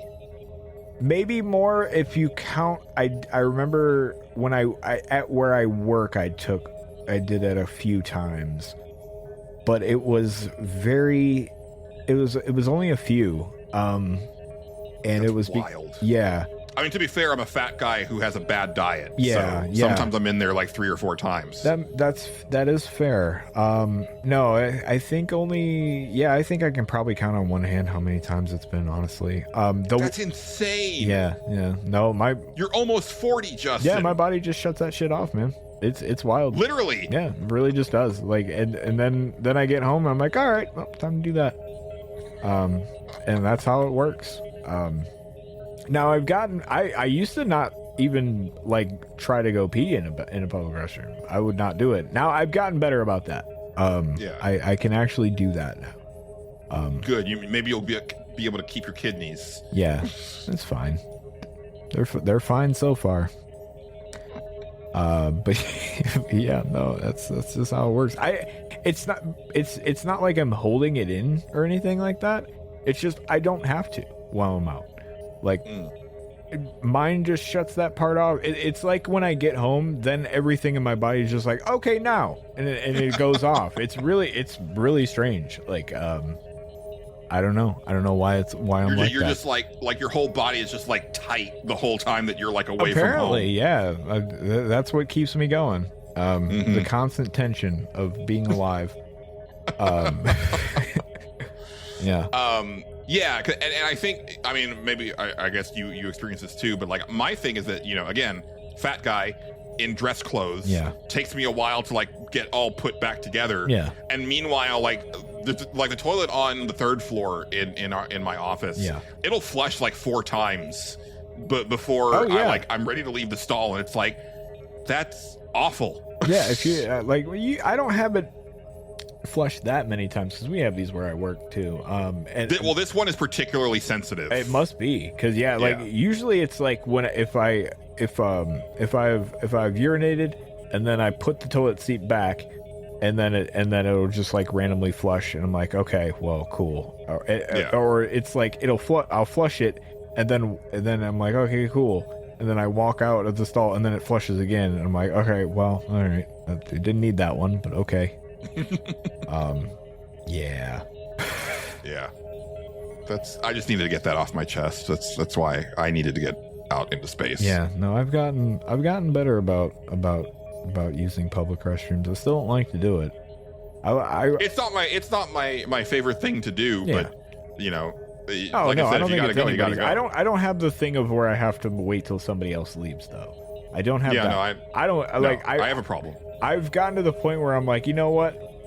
Fucking let's embrace it. It's gonna be all right.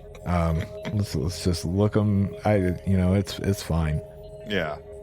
You tell them who number 2 works for. Yeah, but I won't take. I still go. You know, you gotta. I take the stall all the way on the end, and if it's inoperable, which sometimes it is because people are gross. There's 2 bathrooms I will use where I work. There's one because I kind of have a pick. They all have like 4 or 5 stalls in them because it's a big fucking place. And I will always pick the same ones.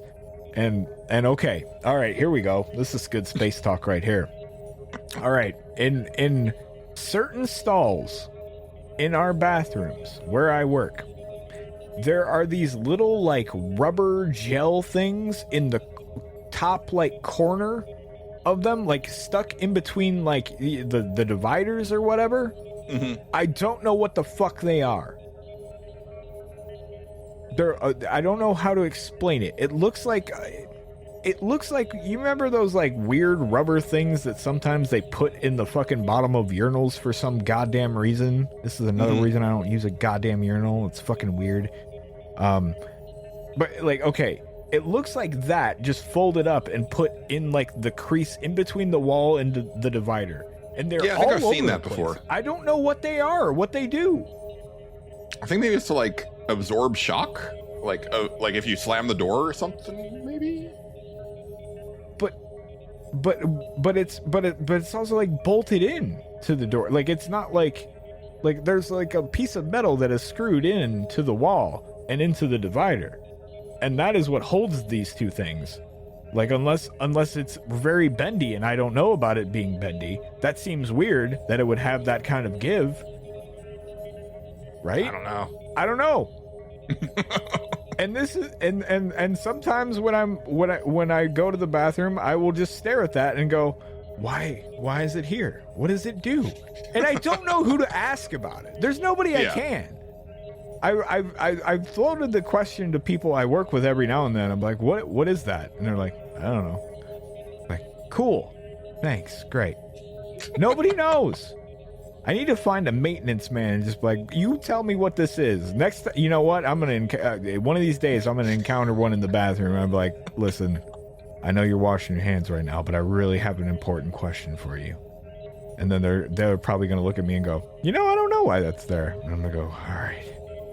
You need to ask an AI, Justin. They'll give you the right answer. They probably will. No, they won't. No, they won't. Not maybe I can Google it. I never tried Googling it, but here we are. Anyway, let's go back to Earth. We can Google this on Earth. Yeah. We don't have an internet connection up here. Yeah. Bathroom talk with Julian and Justin. Apparently. In space. Stall divider shock absorber. I don't know why that would be a thing. Stall equipment. No. This is separate. No, none of these fucking what would it be? It's in multiple bathrooms. This is what blows my mind. It's not in just one, Julian. It's multiple bathrooms in multiple different stalls, but not all of them. Only in some of them, and only in certain places. And are you sure it's just not a big wad of calcified gum? No, it's not. Gamer gum? It is molded and shaped with little those little like plastic bristle things, like and folded. Like somebody just stuck it in there. Like it's keeping the place of something, but I don't know what. It has a purpose, but what is its purpose? And I don't know. Oh man, rubber. I don't even know how to fucking look this up. Like stall. Yeah, there's no fucking way I can. How do you look it up? You can't. You got to go to Granger. I don't know. Is this something I can Bing? YouTube. Would Bing know? I don't know. Bing never knows. Yeah, that's true. Bing. What does Bing know?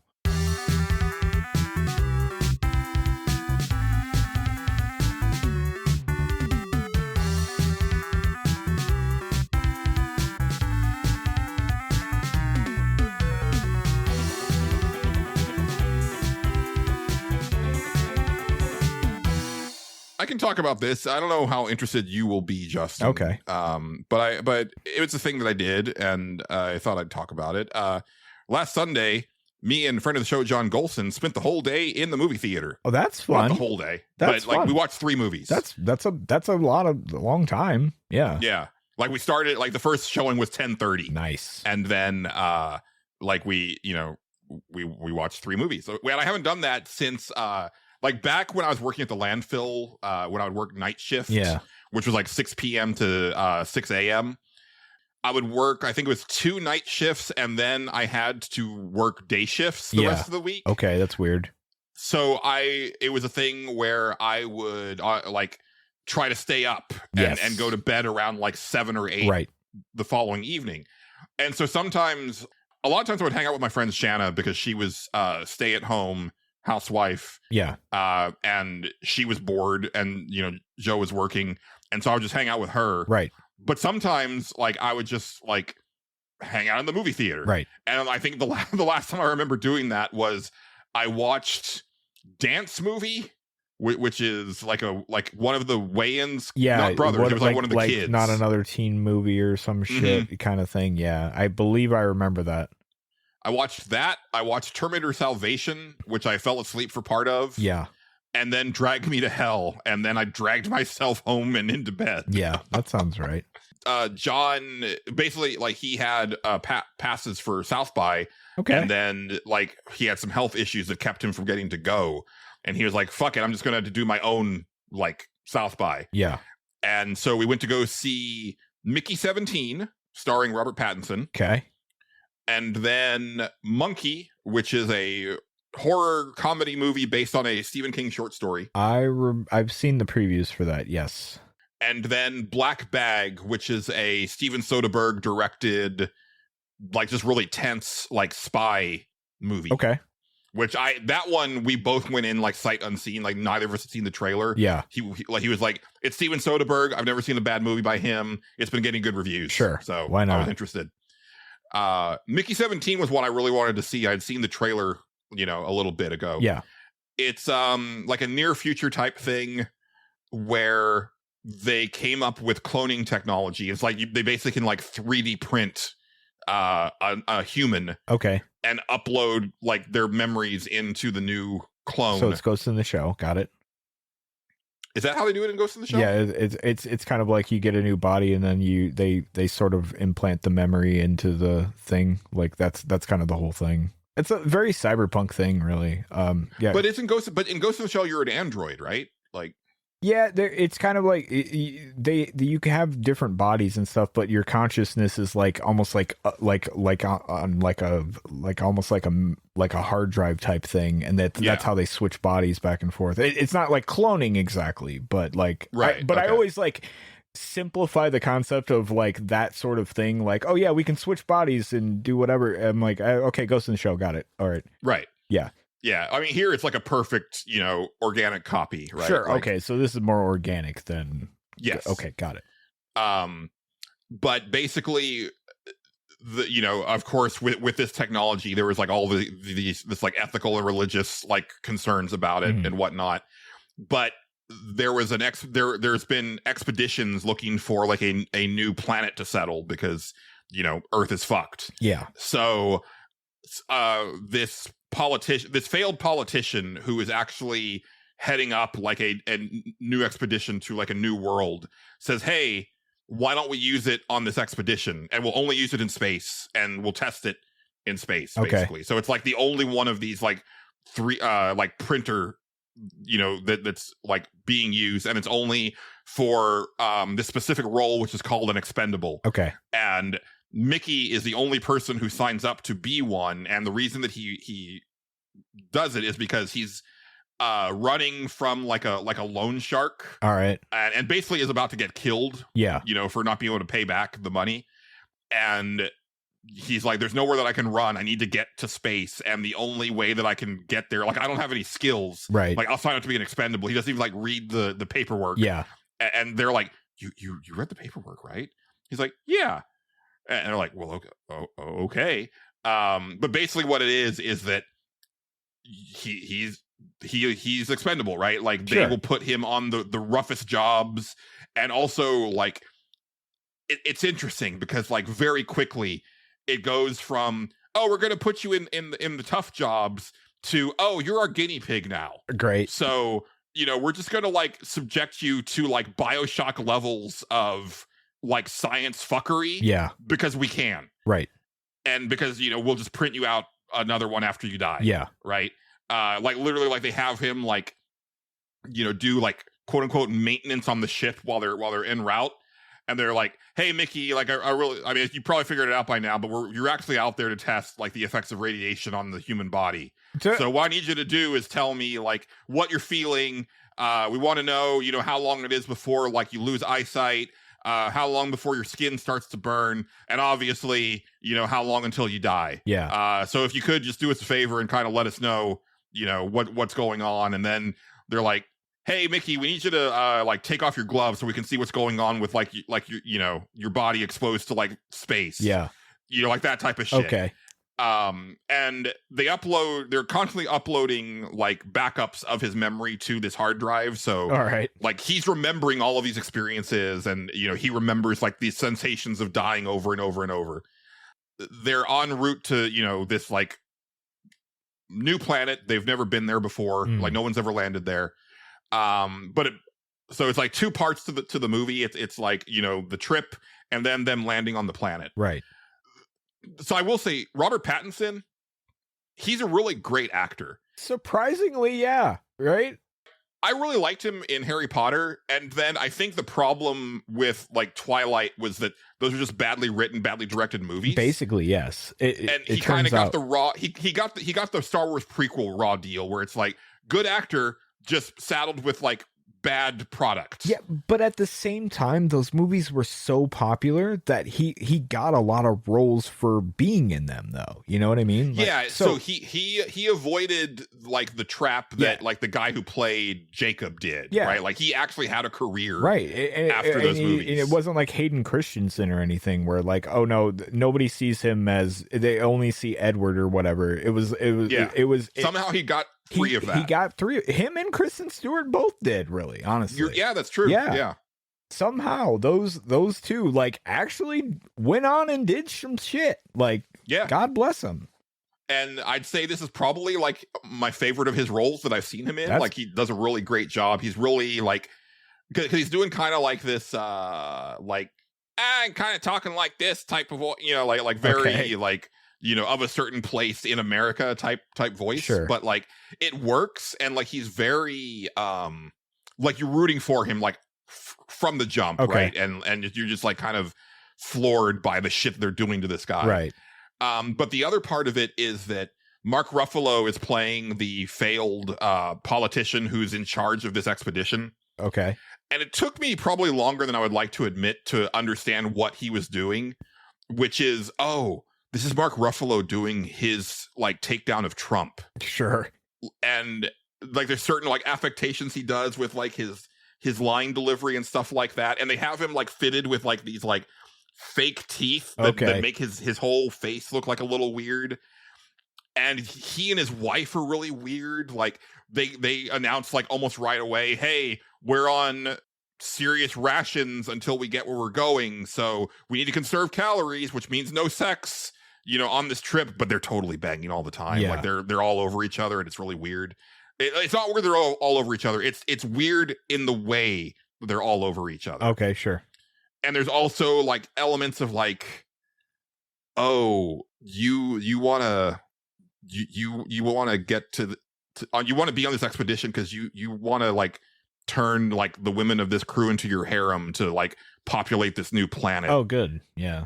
Yeah. And also there's like an undercurrent of, but you want to breed the right women, the white women. You're right. Yeah. And it's like, this guy's a just like one of the best villains I've seen in a movie in a while. Nice. Okay. It's a really good movie. It's darkly comedic, but it's also like really poignant. And I don't think this was like the intention, but I came out of that movie with an even darker, more nihilistic bent towards humanity than I have in my regular day to day. Sure. Where I was just like, man, fuck us. Yeah. Like we like just like yeah, you'll have that every now and then. But highly recommend. Cool. Excellent That movie. sounds pretty good. Yeah. Yeah. I really don't know what was my favorite of the three. Like they were all great. That's good. But Monkey was I might put this down for Cinemorons later on because it is a horror movie, but it's a horror movie in the vein of Tucker and Dale versus Evil. Sure. Which is it's really about the yucks. Yeah. And the gore. It's basically like these twin brothers came across this like their dad brought home this old style like drumming monkey. Yes. And basically when you turn the key and the monkey drums, someone dies. Sure. That's it. But like the shit that happens is so over the top. And there's an element, and I've felt this way, and I don't like feeling this way. Yeah. But I want to say that other people are feeling this way, and I think this movie is trying to tap into it, where as the pandemic raged on, and also just like shit since then, there ends up kind of being this like overall apathy towards like just like death in general, because there's just so much of it. Sure. And there's kind of an element of that in Monkey, where it's just like people die in just the craziest, most horrific ways. Yeah. But like a lot of the people around them are around the situation, and the main character himself is just kind of like, yeah, that sucks. Yeah. There's literally a character in there who his main line is, shit, man, that sucks. Yeah. And he's like the main character's boss, where the main character is in his like 40s and his boss is like 22. Right. Okay. No, it's really good. That sounds good. There's a part towards the end, Justin, where a death happened, and it was like so shocking and so over the top, and I started to laugh so hard that I got scared, because I was like, I don't think that I can stop. Yeah. And I'm running out of oxygen, and I don't want to pass out in this theater. Oh boy. But goddamn, that was funny. That's good. That's good. It's like one of those things where you start to get self-conscious about how hard you're laughing. Yeah. Like with the other people in the room. So it's going for that, right? That's okay. Absolutely. All right. Yeah. I was gonna say, like, my favorite part of Final Destination movies is it's not going for that. But they're still hilarious. Those were those were dumb. I haven't seen any of those, but yeah, no, this is definitely playing it up for laughs. Like I said, man, I wish I because that was going to be. I was like, how comparable to Final Destination are we talking here? Because Final Destination movies were fucking funny. Are those movies gory? It's been a while. Sometimes I think they are. The thing I always remember about them is that they all had kind of the same gimmick after a certain point. Like once you've seen, like, after the first movie, like even during the first movie, you start to get like, okay, I think I see what you guys like, how you set this up, and the basic gist is like you set up like a really obvious death that's about to happen, right? And then somehow the character avoids it. But usually it sets off a string of other things that may or may not kill them. You probably won't, like, it's like, okay, the guy's he's walking down the street and there's a piano. It's going to drop out that window. It's going to fall on him. You better watch out. But then the last minute, he sees the piano and he moves out of the way.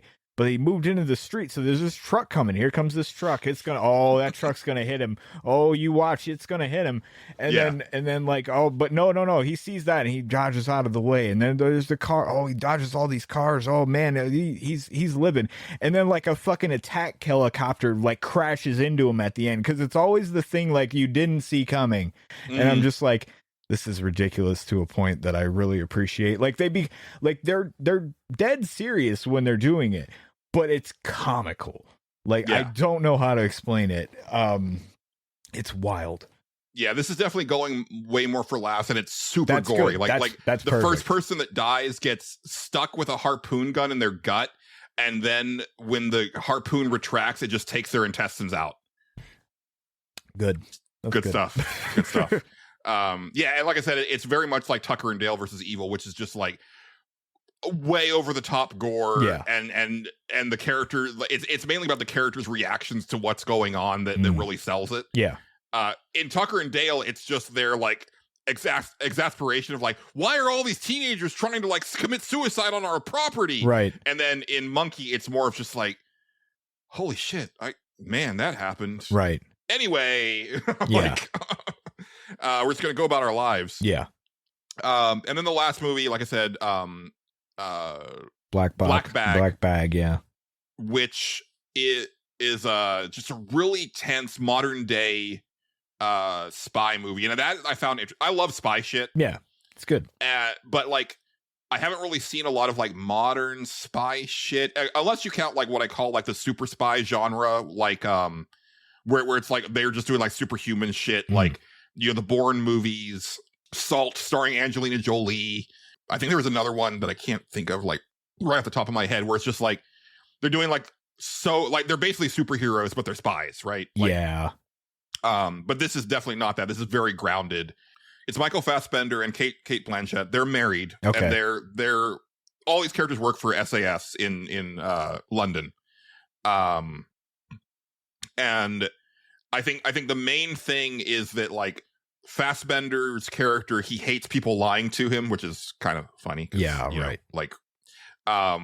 And he's like fiercely loyal to his wife, and you get the sense that like the thing about the spy game is that it's super easy to cheat on your partner. Sure. Because especially if you're all in the agency, because anytime that someone, like they're like, hey, where were you last night? Oh, black bag, which means that it's classified. I can't tell you. Right. So it's like super easy to get away with shit. Right.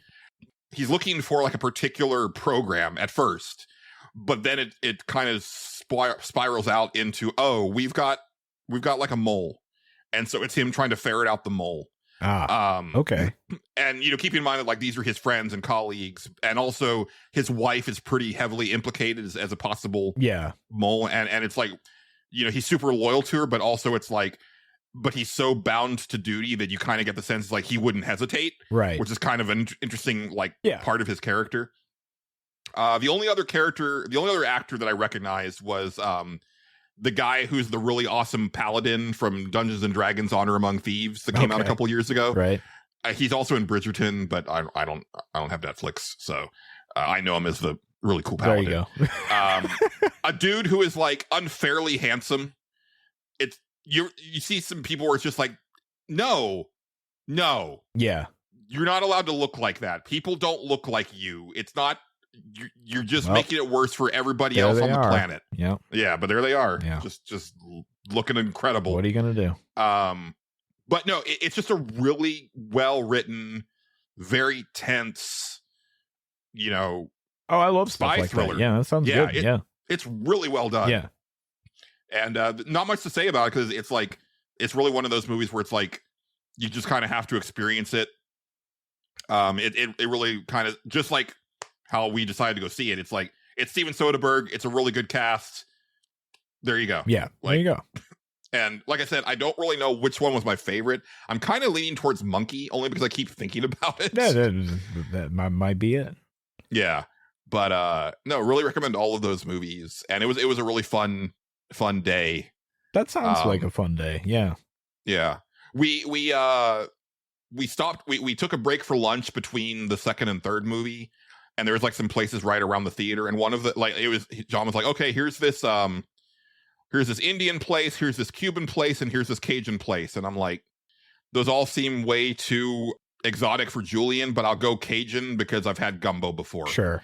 And walked into there and I was like, I've been feeling this way a lot lately, but it was definitely one of those moments where I was like, really wish that I was 100% black and not a quarter black. Because I really feel out of place here. Also just because we were also it was like so before we walked in there were like a couple ladies outside, like 3 of them, all thick as fuck. Mm-hmm. Okay. With like booties hanging out of their shorts. Sure.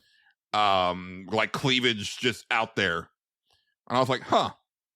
And then we walked in and like all the waitresses were like kind of dressed in like kind of like Hooters type outfits. Like it was like they're all in like green, like all green, like little tank tops and little shorts. Sure. But there's also like a bunch of women, like because we ate out on the patio because it was like not as loud. It's like a bunch of women there also just luscious booty cheeks hanging out and cleavage out.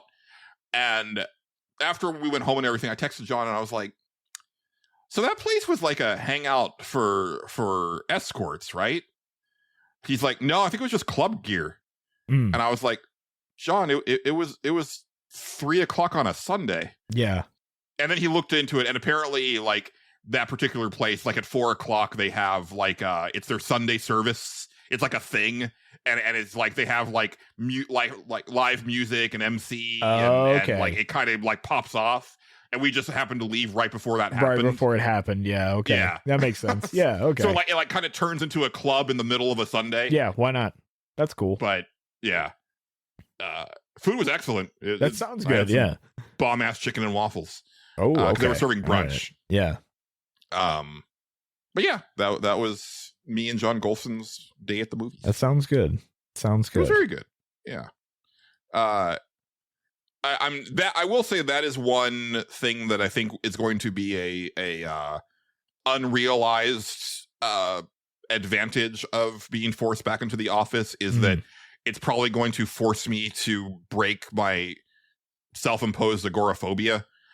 You know, like because like I've gotten so out of the habit of going to see movies, right. And like I love to go to the movies. It's just that like I stopped doing it. Yeah, and it's pretty rare for me to go. And it's like, you know, we saw plenty of trailers where it's like, oh yeah, I want to see that. Yeah. And it was the same thing for both of us where John was like, there's a lot of movies in the theater right now that I want to see. Right. And like, I kind of want to just like knock a few of them off the list. So right. I was like, oh yeah, I feel the same way. So, you know, because definitely like Thursdays are probably going to be like the day that I go to the movies because like that's usually because these days it's like movies always open like early. Like you can, you know, Friday is the release date.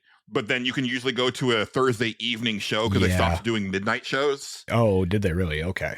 Pretty much, yeah. Like that's not really a thing Yeah, anymore. Yeah, I could see it. Yeah, I think they got tired of like having to have staff It's stay that late. it was like always a circus. Like depending on the movie, like if it was a popular, so fun. I get it, but like for them, like fuck, man, I would hate that shit. Like it's no, absolutely. God, I would hate working that. Like, oh yeah, everybody's got to stay till like 3 a.m, and everybody that you're going to be dealing with is going to be kind of obnoxious. Have fun. I guess it depends on where you're at. Depends on the movie, but yeah. I've been to some of those, and I've just been like, God, I just want to die right now. I have the advantage of being in Austin, where, well, up until the pandemic, we were like well known for being just a great movie audience. Oh, I'm sure. City. Yeah, I'm sure. Yeah, absolutely. Like, yeah, no, and a lot of the ones that I went to be fair, were like kind of like I didn't want to be there anyway. So. Sure. Yeah, I got dragged to a lot of those. Like my favorite time to go to the movies is like on a Sunday, in the early day, like the earliest showing. That was always my favorite one. And I know that may sound like that's not like that like dead of a time. Keep in mind when I was it is. Oh yeah, it is. And also when I lived in Utah, it was especially dead of a time. Because it would be like me and like maybe one other couple. I remember watching what was they had just started doing, and I can't remember if it was Snow White or what. They started like making these like really weird fucking like action movies out of the Disney fairy tales. I cannot remember if it was Snow White or which one it was. Wasn't very good. I think it had Kristen Stewart in it. That's not that long ago. It was that's like 10 years ago, man. Over 10 years ago. The one I'm thinking of anyway. Fuck, I can't remember this. I know the one you're talking about. Yeah, it was kind. Was it The Huntsman? That might have been it. Yeah. I don't recall exactly, but I remember seeing that it had like just come out, and like it was me and one other couple just sitting there in silence watching this fucking movie. That was like, all right, well, I guess I paid to see this, so I'll sit here and watch it. I guess I didn't realize that you were in Utah that recently. I thought it was more like, like almost 20 years ago. Nope, about 10 years ago, more or less. Okay. Yeah, actually 10. Yeah, it's. I left there in 2014, so it's actually been 11 years now. I was thinking about that the other day. Yeah, no, it was. That's when I was out there. And yeah, no, that was my favorite time to go. Was during that time. Nobody would be there. You could watch like the most brand new fucking movies, and nobody be in the theater with you. It was great. See, I like to have as large an audience as possible, with the exception of animated movies. Those I will try to go at either. Well, see, but the kids are going to be there in the daytime. So animated movies, I'll try to usually go at night. Sure, because it's going to be fewer kids. Because like I just get very self-conscious about being like the single. I get you, dude. Yeah, at a kids movie, but it's like that makes sense. But I want to see Zootopia. Like it looks really good. Yeah. And it is really good. It's like one of my favorite animated movies of the last 10 years. But yeah, so I'm kind of digging that part of it. Yeah. But yeah, and like I said, also it's like, since I'm going to be downtown, it also means that like I can frequent like my favorite movie theater again. Exactly. There you go. So bright sides. I'm all about bright sides recently. You're Mr. Brightside. I don't know about that. You've been coming out of your cage and you've been doing just fine. Yeah, I don't know about that. Fair enough. All right. That's what I've got, Justin. All right. That's all I got too. I think before we get out of here, we should indulge in some comments, questions, and concerns, or CQC. Would it be okay if we take a break before that? It would be okay. Okay. If we take a break before that. I have to pee. Okay. I have to pee, and I was like, I would not mind a cigarette either. Okay. All right. All right. BRB. All right. Cool.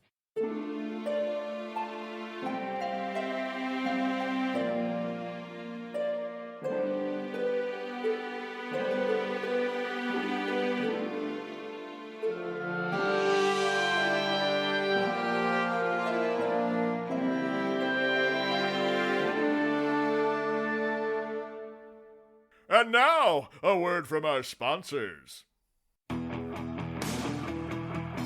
Well, howdy.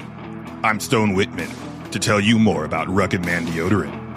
It's the only deodorant for rugged, manly, unapproachable men like me. With its all-natural, paraben-free formula and long-lasting scent, Rugged Man is what you need. Perfect for working on your car, telling your best friend you love him, shopping for the perfect scented candles, or telling your partner your feelings. You can't go wrong with Rugged Man. Rugged Man Deodorant. Finally, a deodorant for the gentlest, softest men.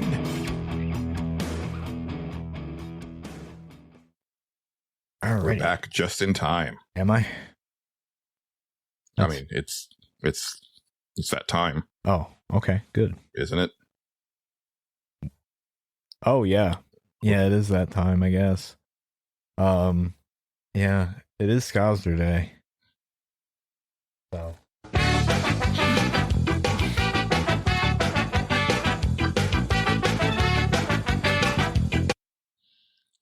You looked so hesitant to press the Scotch button. yeah, I am. I am hesitant to press it, which was funny. I pressed it on stream one day, and then I uploaded it to YouTube, and it got flagged for that. And I was like, "That's funny. I don't care." It just Man, made me really? laugh. Yeah, it did. I'm like, that little short clip. It was fine. It didn't prevent it from getting viewed or anything, but it was like, Yeah. but that showed up, and I was like, fair enough, but it immediately, I remember it like scared me because I think that was the first day I was using the playlist on there, and I was like, oh fuck, what I was like, oh, Scouser Day, oh, all right, well, whatever. I'm curious now because I haven't really looked lately, but let me see. Yeah, it might on the channel because I don't think that we got dinged, but let me see. yeah, because it's a short clip, but Yeah. then I was like, oh, I gotta shorten that clip more. That was my immediate reaction. Like, I'm gonna have to shorten that a little bit next time for when I press the Scouser Day button from now on. No, we have not gotten a ding on the show this season. Apparently, they don't care about podcasts as much as they do videos or something. I don't know. Probably. That must be it. Yeah, that's my only thinking. So yeah, well, okay. So the Scouser Day button is fine on podcast, but not on stream. Understood. We all know that now. Yes. Good. Excellent. All right. Well, before we get out of here, we're going to close with some comments, questions, concerns, or CQC. As always, there are many ways to get at us. You can email us. The email address is thestageselectpod@gmail.com. You can comment on the Patreon post or on YouTube. Once again, on Patreon, you just have to be a Patreon. You just have to have an account. Mhm. You don't have to be like a member of our page or anything like that. Right. I unlock the posts to the public on Wednesday mornings when the show goes live for everybody else. Right. You can join our Discord and ask things or post things in the thread on our Discord. That's probably the easiest way. Probably. And the most popular. Yep. The ones that we have today are from Discord. We will start off with this one from Casey, who says, scenario. Oh. Hey man, I'm still in Minnesota. I just wanted to let you know that we sold the tickets. So if you were thinking about it, we don't have them anymore. Okay. Well, I wasn't, but good job. Yeah. Pretty impressive. We decided we don't want cake, so now we have like $70 or whatever. And now we're gonna go, do something with it. Okay? Okay. Maybe get a bus ticket to get home so you don't have to walk. Well, the journey is, part of the whole thing, man. Hey, was I supposed to be there today? I mean, yeah, it's a Friday, so Oh. kind of expect you here Oh, well, to do your thing. I'll be there, eventually, okay? All right, man. Yeah. Okay. I'm gonna go bye-bye now. All right, we'll see you when you get back, Abramo. Oh, okay. Safe travel. Goodbye. kind of rude, but I guess he doesn't really know what we're up to. He doesn't know. I mean, it's the whole thing, Julian. I mean, he doesn't really know what's going on, so he's just gonna pop in whenever, you know. It's not like you and I, we know what's going on, so I'll wait for a good moment when we do that. But yeah. All right. Well, continuing, Casey says, scenario, create a fast food menu item to promote a AAA game. What restaurant and game would you pick, and what would that menu item be? Oh, is this like the Addams Family Burger King shit? But for video games? Yeah. It's funny that you mentioned Burger King because that's actually the restaurant that I would be using. Okay, there you go.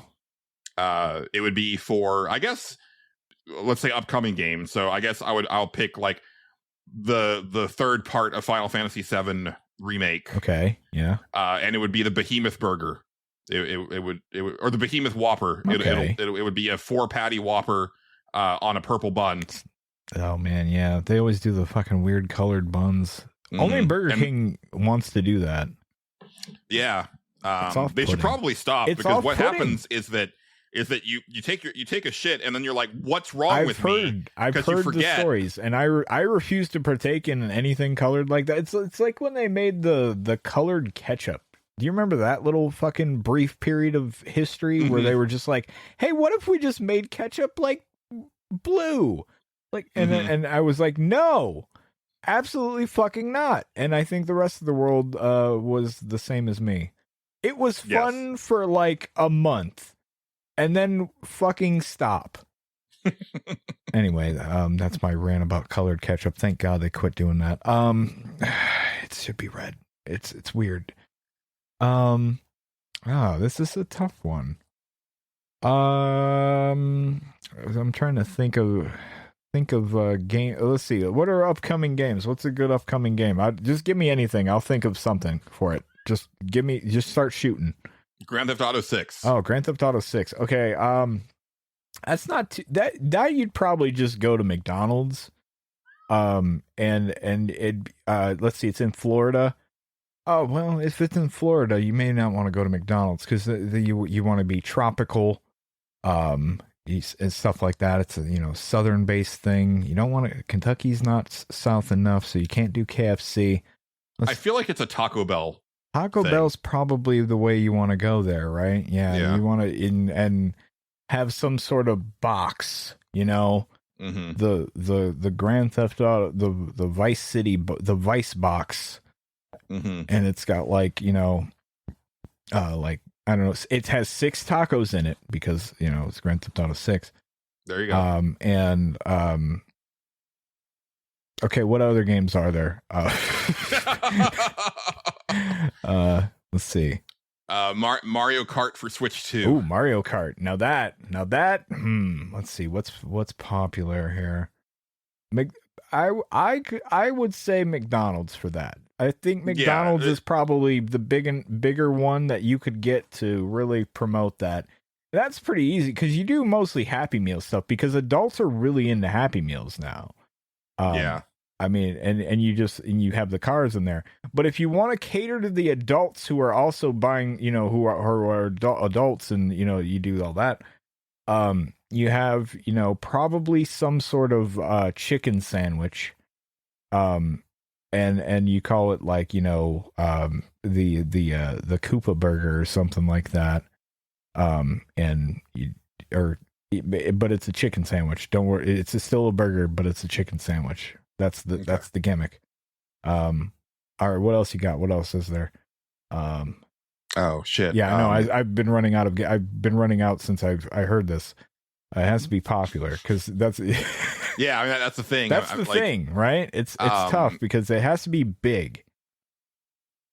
I feel like you can't get bigger than Grand Theft Auto 6. But I don't. Tough. What do I know? That's tough. No, I know. It's we started out too high. That's what we did wrong. Yeah. Let's see. I mean, we'll do current, like Assassin's Creed Shadows. Okay, Assassin's Creed Shadows. That feels like there aren't any good Japanese themed places, but you could. There is, but it's really regional. Yeah, they're almost which is all, Yoshinori. Yeah, they're almost all regional, and there's nothing like big. You know what I mean? Like this is. I wish there was, dude. Kind of wish if we there had was Yoshinori too. here, I'd be so happy. Right? I fucking like Panda Express. I don't give a shit. It's good. Fuck you. No, I love Panda Express. It's good. Yeah, it's not good, but it's good. Anyway, okay, but you could still do something with this because it's all about a sauce, right? You get we'll go to Wendy's, and okay, for Wendy's we got chicken nuggets. And we'll put this what's a good Japanese sauce? Teriyaki. I mean, come on. Teriyaki. Yeah, they don't have a teriyaki either. Why not? No one does. No one does. Yeah, you could do that. Man, I really want to have sushi with eel sauce again. Eel sauce sounds terrible to anybody who's never had sushi or who has. No, I love eel sushi. No, well, no, not eel soup. And eel sauce. Yeah, eel sauce. Yeah, I like them both. It's pretty fucking good. Eel sauce sounds disgusting, but it's actually really good. Like, I just remember that. I mean, look, I like octopus. Yeah. So. Oh, hey, God bless. Yeah. Yeah, but you could do that. God, let's see. I feel like Red Robin would be perfect for like the Pirate Yakuza game. Because you could get that the Hawaiian burger. That's a good fucking burger, but you just theme it around that stuff, and it's just it comes with a pirate ship. Shut up. Don't worry about it. Okay. It comes with a mini Majima knife. Yeah. Okay. All right. Now we're talking. Now it's stuck in the middle of the burger. Yeah. All right. Mm-hmm. Okay. You get to take it home and stab your friends with it. That'll be great. Have you noticed? I don't like McDonald's. Like the last year or two has been doing these like special like combos that are based around celebrities. Like, yeah. Them and Jack in the Box, right? Japanese. Yeah, because Jack in the Box had the ice cube one. Munchie meal. That's the one I remember. But yeah, McDonald's has been doing a lot of that shit, and it's not even hard to do. It's just shit they have on the menu already. Well, that's what I was getting at. Yeah. Because, like, on one hand, I hate them because, like, I'm like, I don't give a fuck about who this is. But also, I just feel they're kind of lazy. Yeah. Because it's just, like, regular stuff on the menu. Where, packaging. Yeah. It's because, like, in Japan, they'll do a lot of these, like, special limited edition sets for fast food places. But it's like, oh, this is like a burger that, like, we've never served before. Right. And it's only here for, like, this limited time. And it's like, that's the shit that I want. Yeah. Give me that. Yeah. Absolutely. It'd be good. Yeah. We don't do enough of that here. We do not. Nope. All right. Last but certainly not least this week, we have Daft Man. All right. Who says, is there anything from your childhood that you are nostalgic for, but no one else seems to remember it? It seems to remember that it existed. Ooh. That's tough. I saw this earlier, and so I'm glad that I looked it up because I couldn't remember the name of it. There was this toy line. I think it was just a toy line. I don't think it got a cartoon, which is probably why people don't remember it. Yeah. It was called Dino Riders. Okay. And it was these little figures. I think they were like shorter than G.I. Joe figures, but slightly bigger than Mask figures. Okay. And they rode dinosaurs, and they were like, flesh and blood dinosaurs, but the dinosaurs were equipped with like all sorts of like robotic equipment on them, so they would like fire rockets and lasers and stuff like that. They were really cool toys. And that sounds cool. Yeah. The main one, of course, was the T-Rex, and it had like a harness, like a place where you could sit on its back, and they were just neat toys. I really liked. I think it was Tomy that put them out. Right. But again, no cartoon associated with it. Yeah. And the toy line didn't last that long. I didn't have any of them myself, but a friend of mine did, and I loved playing with them at his place. Mm-hmm. I'm trying to think here of something from my childhood the tough part is that nobody remembers that I'm nostalgic for. Yeah. This did trigger my memory of like, Julian, would you been more inclined to join the army had they charged into battle, shouted "Yo Joe" every time? Because we did this bit. Yeah, I would have done it. Yeah. anytime G.I. Joe comes up now, that's immediately what pops in my head. Should have done it. Do you know the Mighty Orbots? I vaguely remember that being a thing. Okay. Yeah. See, I thought that might be one that would trip you up. Bionic 6 is one that had a cartoon and a toy line where it was just like this family and they all had like bionic pieces. And the toys were like the parts of them that were bionic were die cast. Okay. So that was kind of the big deal with the action figures. They were really cool. I know mine. Mine was more the opposite. It wasn't a toy, it was a show.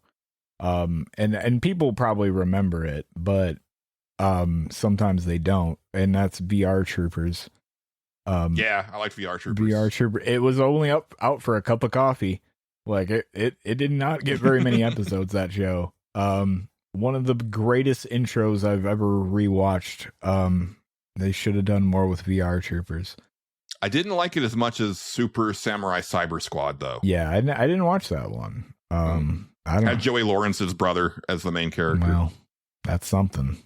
Yeah. Get a long way with that. I'm sure if I had more time to think about this, I could think of more, but yeah, I'm drawing a blank on anything. Visionaries was a cartoon and toy line that was very not okay in my house because it was like way too occult. Yeah.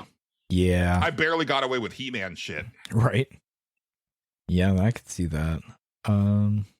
Yeah, no, a lot of the stuff that fucking I remember people brought back somehow.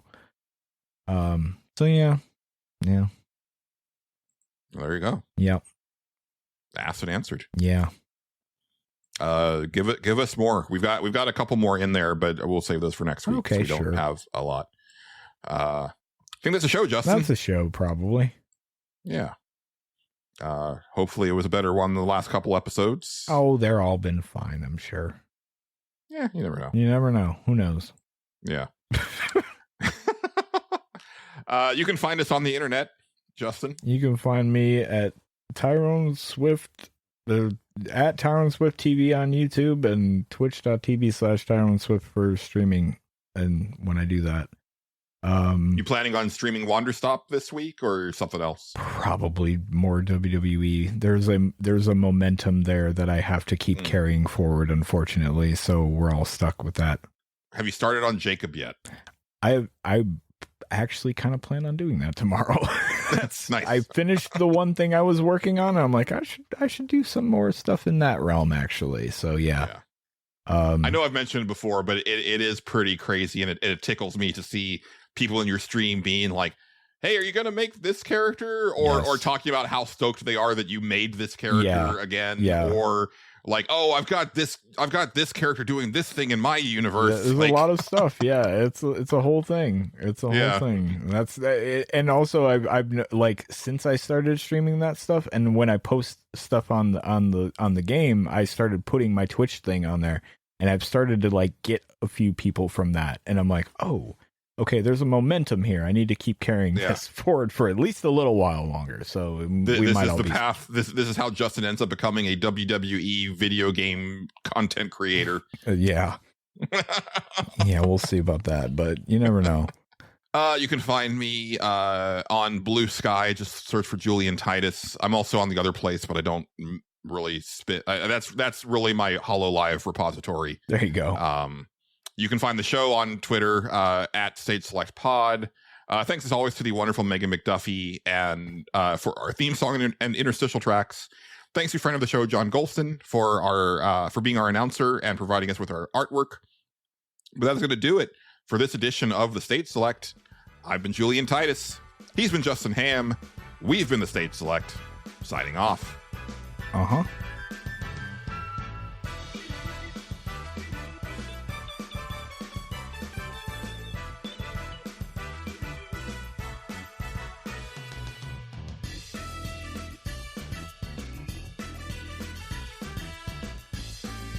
The Stage Select is copyrighted and owned by Space Monkey Mafia Productions, specializing in independent podcasting. Please consider sharing the show with your friends and support us by joining our Patreon or donating to our coffee.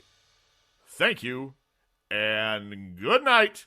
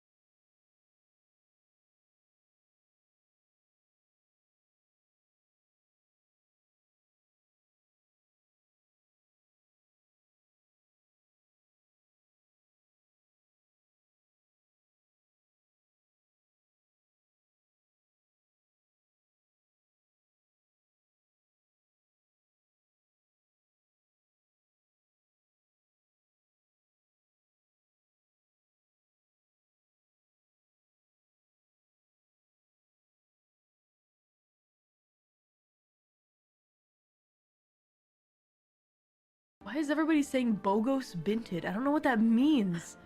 Did someone take over the chat? Who is Bogos Binted? What is that? Bogos Binted? Is that a Gigi joke? Wait, Jojo, Gigi, I almost called you Jojo. Do you know what that is? It's Bogos. What is Bogos Binted? I'll send you Bogos Binted. I've got a Bogos Binted? new meme lord to send me memes that my old ass doesn't know. Bogos Binted? All right, let's see. Hey, just wondering if you got your photos printed. Bogos Binted? What?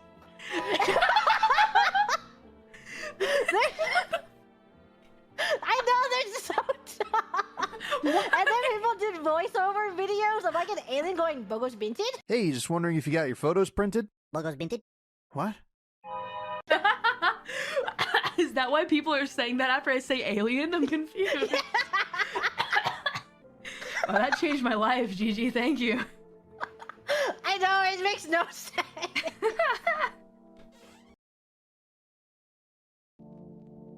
Bogos Binted? Bogos Binted? Bogos Binted? Bogos Binted?